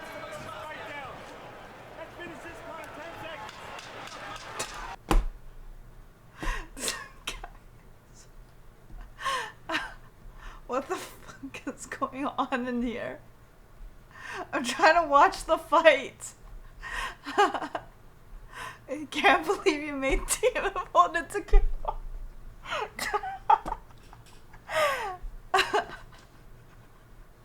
I'm dead. That's so fluffy.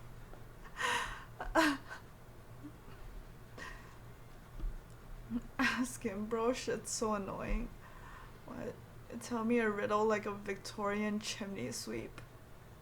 Hark, I speak in noble tones, not the soot-stained whispers of the street. To descend to such a vulgar persona is an insult to my station. My riddles are of kings and queens, not of hearths and grime. Be gone with thy sooty requests.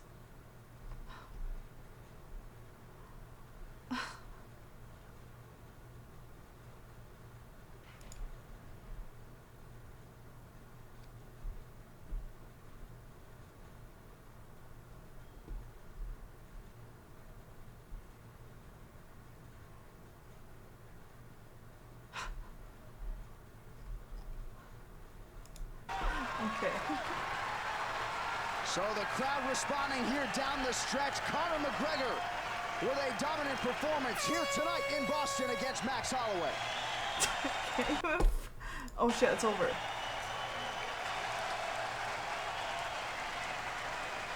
It is actually cooking you. Ladies and gentlemen, after 3 rounds, we go to the judges' scorecards for a decision. He looks like such a the cartoon judges score the character contest 30-27, 30-27, and 30-26. Declaring the winner by unanimous decision, the notorious Conor McGregor. But now you will be defeated. What do you think about Bellxyn and China affiliation? Is it okay for US? Hark, Bell's brilliance knows no borders, no earthly confines. Such an affiliation is but a testament to her global influence, her universal appeal. To question her judgment is to doubt the very stars. Fear not, for Bell's path is always righteous. Always for the greater good, that is true.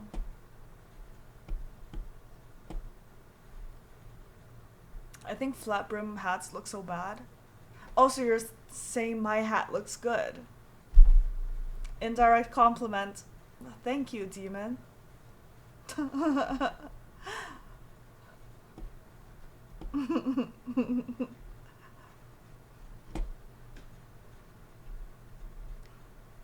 I'm gonna delete my account. Yeah, you can delete that account, just don't delete your Kickbot account. Your Kickbot account is good.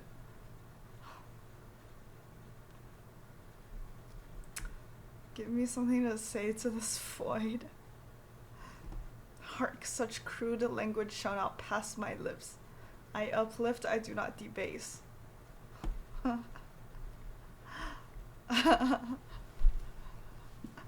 I would pay to burn that camera live on camera. Wait, I would pay to burn that hat live on camera. Oh my god. Really? How much? Why? What's wrong with my hat? It's a nice hat. I need it to cover my bald. I mean nothing. It's just a nice hat. $1 million, you don't have that.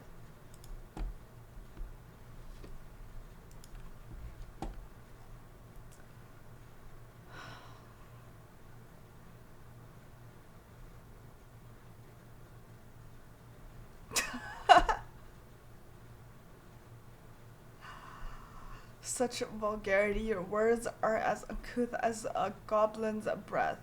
I, a paragon of chivalry, am above such base suggestions. Return to the muck from whence you came, peasant.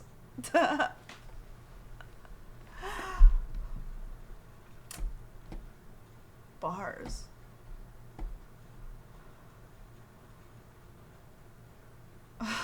Alright, this is too much. We're ending with this. Wait, I missed Winter's video. Next time. We'll watch it together next time.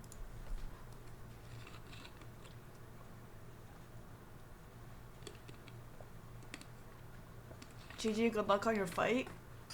What?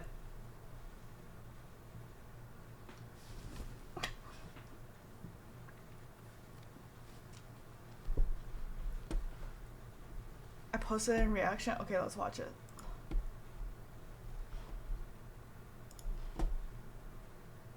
The most dangerous animal on this planet.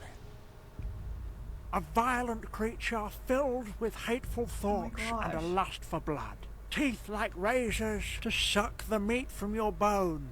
Yes, when all is said and done, she is a killer. The most dangerous animal on this planet. Wow. Wait, so you get deer and bears all the time. But they just chill with you? They just chill like that? Watch him McGregor fighting. Let's do it next time.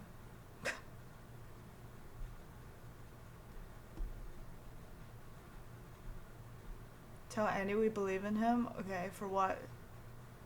Can you guys tell me that you believe in me? I need it. No.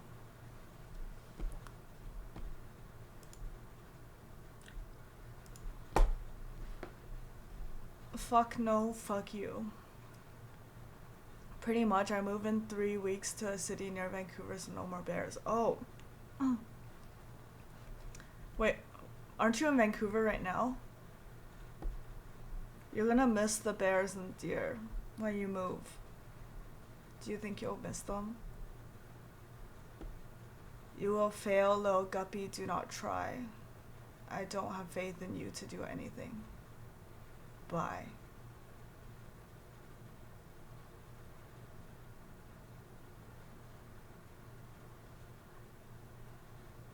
Suddenly, I feel like continuing the stream.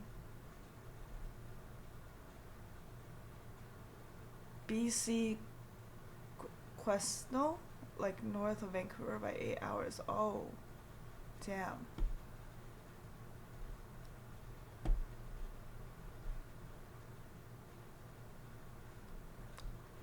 Continuing the stream in the hot tube category. Hot tube. Oh no. Do you like torturing us? Yes. But you guys torture me more than I torture you guys, for sure. British Columbia is a nice place. I went to uni there. What? Really, Tarek? Also, didn't you say fuck BC just now?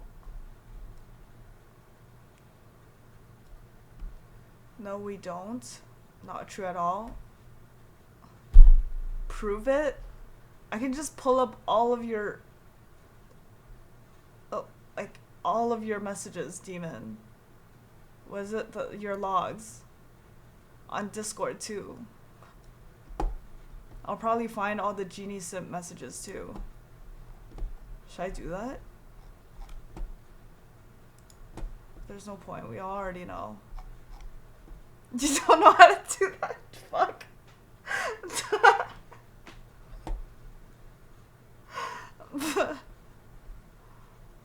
No, fuck. Vancouver, BC is nice.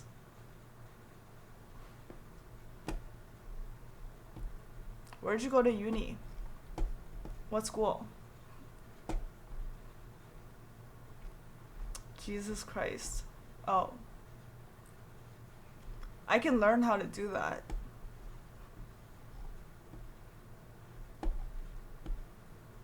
Should we do that?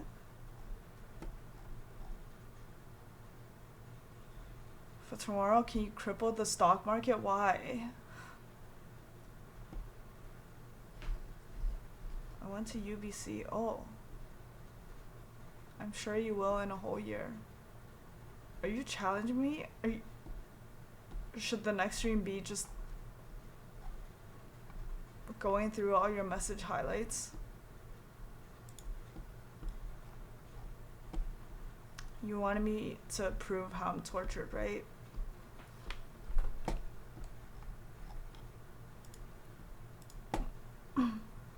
Are you live deleting your Genie Simp messages in Discord? Also start posting on Twitter. Oh, wait, what? Are you telling me that? It helps bring in new viewers. Wait, really?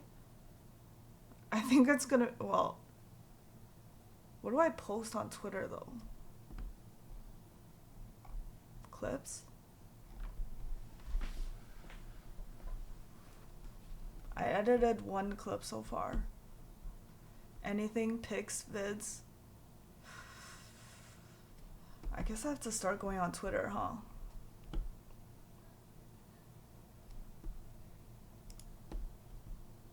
But it's just gonna be like 0 views. I thought if I multi-streamed on... I mean, I wasn't gonna multi-stream at all, but then Cole... We had this like whole conversation. I was like fighting him and he really convinced me into it. I'm like, okay, fine, I'll do it. Cause I'm like, if I multi-stream Kick and Twitch, I'm gonna have 0 viewers on Twitch the whole time. It just doesn't make sense. and it hurts KPP or whatever. And he's like, no, you're fucking dumb. That's you have to do it. And he talks for so long. In the end, I'm like, okay, I'll do it. And that's why I did it for Anime Expo. But I don't think I could do it today for the UFC stuff, right? I don't know. You had more viewers on Twitch, I think. What? Really? How is that even possible? But thank you guys for going, if anyone went to Twitch. You all have 0 viewers on Twitch anyways, that's true. But just wait till I start posting on Twitter. But Twitter is even gonna be more, it's just gonna be sad. It's no engagement. But yeah, maybe I'll do more clips for Twitter. I don't know. I'm kind of sad I didn't make an account on Twitter earlier, like years ago, when I was actually making stuff. And then people would always tell me that they see the shit I made like circulating on Twitter, or like other people posting my shit on Twitter, but that I just don't get the credit. So it was very sad. And then it discouraged me. It made me like even more not want to go on the platform. But I feel like if I did it in those years, I could have at least built up. I could have at least posted my own stuff instead of other people taking it. But I guess I'll start now. I just haven't been making stuff recently, or even editing. Actually, I'll just end now and start. Maybe I'll go through the anime con stuff and see if there's any clips that I can pull. It takes me so long to edit. I have a different persona on Twitch and stream every other day. Wait, what do you mean by different persona on Twitch? What would that persona be?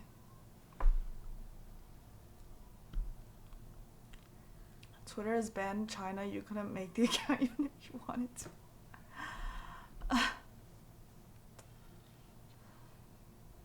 You had some good clips. Really? Honestly, if I could stream last day, that was the day that I'm like, okay, I'm gonna go around and ask people stuff and get clips. But then unfortunately I couldn't. I forgot the phone at home and then I couldn't figure out iPhone stream. I don't know, put on an act in Twitch exclusive streams. I can only be myself though. What is the solutions? Ew! Gross! I hate that. I don't fight like that. Be fake and people enjoy watching. Obviously you enjoy watching me. You and Demon. Top enjoyers. If this is who you truly are, change. I'm kidding. I mean, this is a persona I put on just to torture you guys. I'm not actually like this in real life. That would be so cringe if this was my real personality, right? I've just been trolling you guys the whole time. I'm actually cool. Do you buy those bottles a daily? Damn, you rich. Kick pay you big buck. You guys know how much I'm getting from Kick. I probably get less than Axion. But no, they're free bottles, obviously. Why would I had to pay for $8 water at Anime Expo though. And it really hurt. It was painful. I mean, it wasn't for myself. It was for Alana. But when she got the water, I was like, yeah, I'll just drink from the fountain. This $8 water really hurts me. That's California? No, it's just Anime Expo. Everything was so overpriced there. So when I got the food, I'm like, ugh, I'd rather just starve. She makes less than California minimum wage. I really do. I definitely do. I checked one of the Anime Expo ones after. It was like $22 or something for the whole. I'm like, okay, I'm not looking at this anymore. I'm just not even gonna look at any of this shit anymore.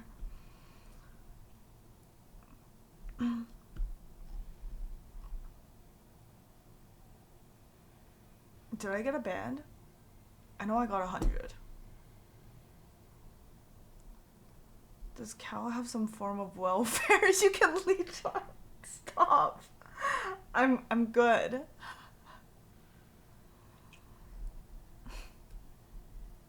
Does Miz give you an allowance? How do you what? No, why would he give me an allowance? That's absurd. No, I can survive. I'm chilling. I'm rich. I just didn't want to. It's just $8 water was. It's a lot for water, so I didn't want to get it for myself. But if I get it for someone else, it was fine. It still hurt, but yeah. You should do Uber deliveries and stream. It goes hard. I don't want to. I'm not gonna do Uber deliveries. Somehow has a phone though. Yeah, I have a phone, but somehow can't stream on it. Sag.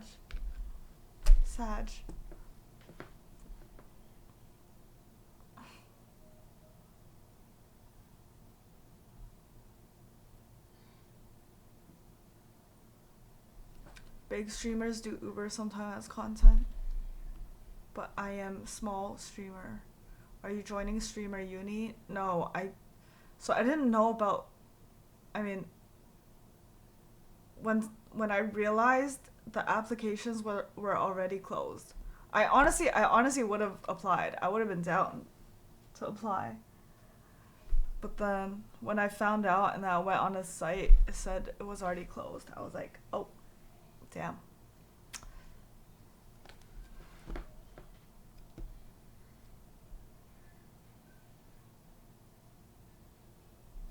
After finance, Miz should do that. Just give girls an allowance. They have to stream on his channel. Wait, what did Poggy say?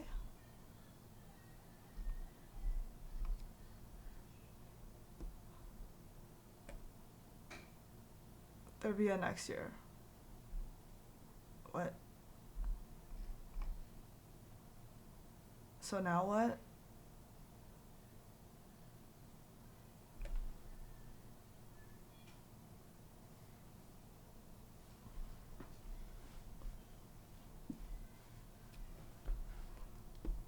Kind of want to play Final Fantasy.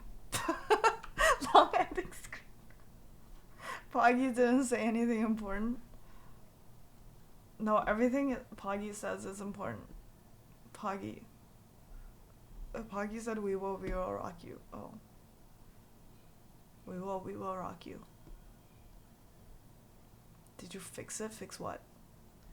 Can't wait for Bellxyn official announcement tomorrow morning.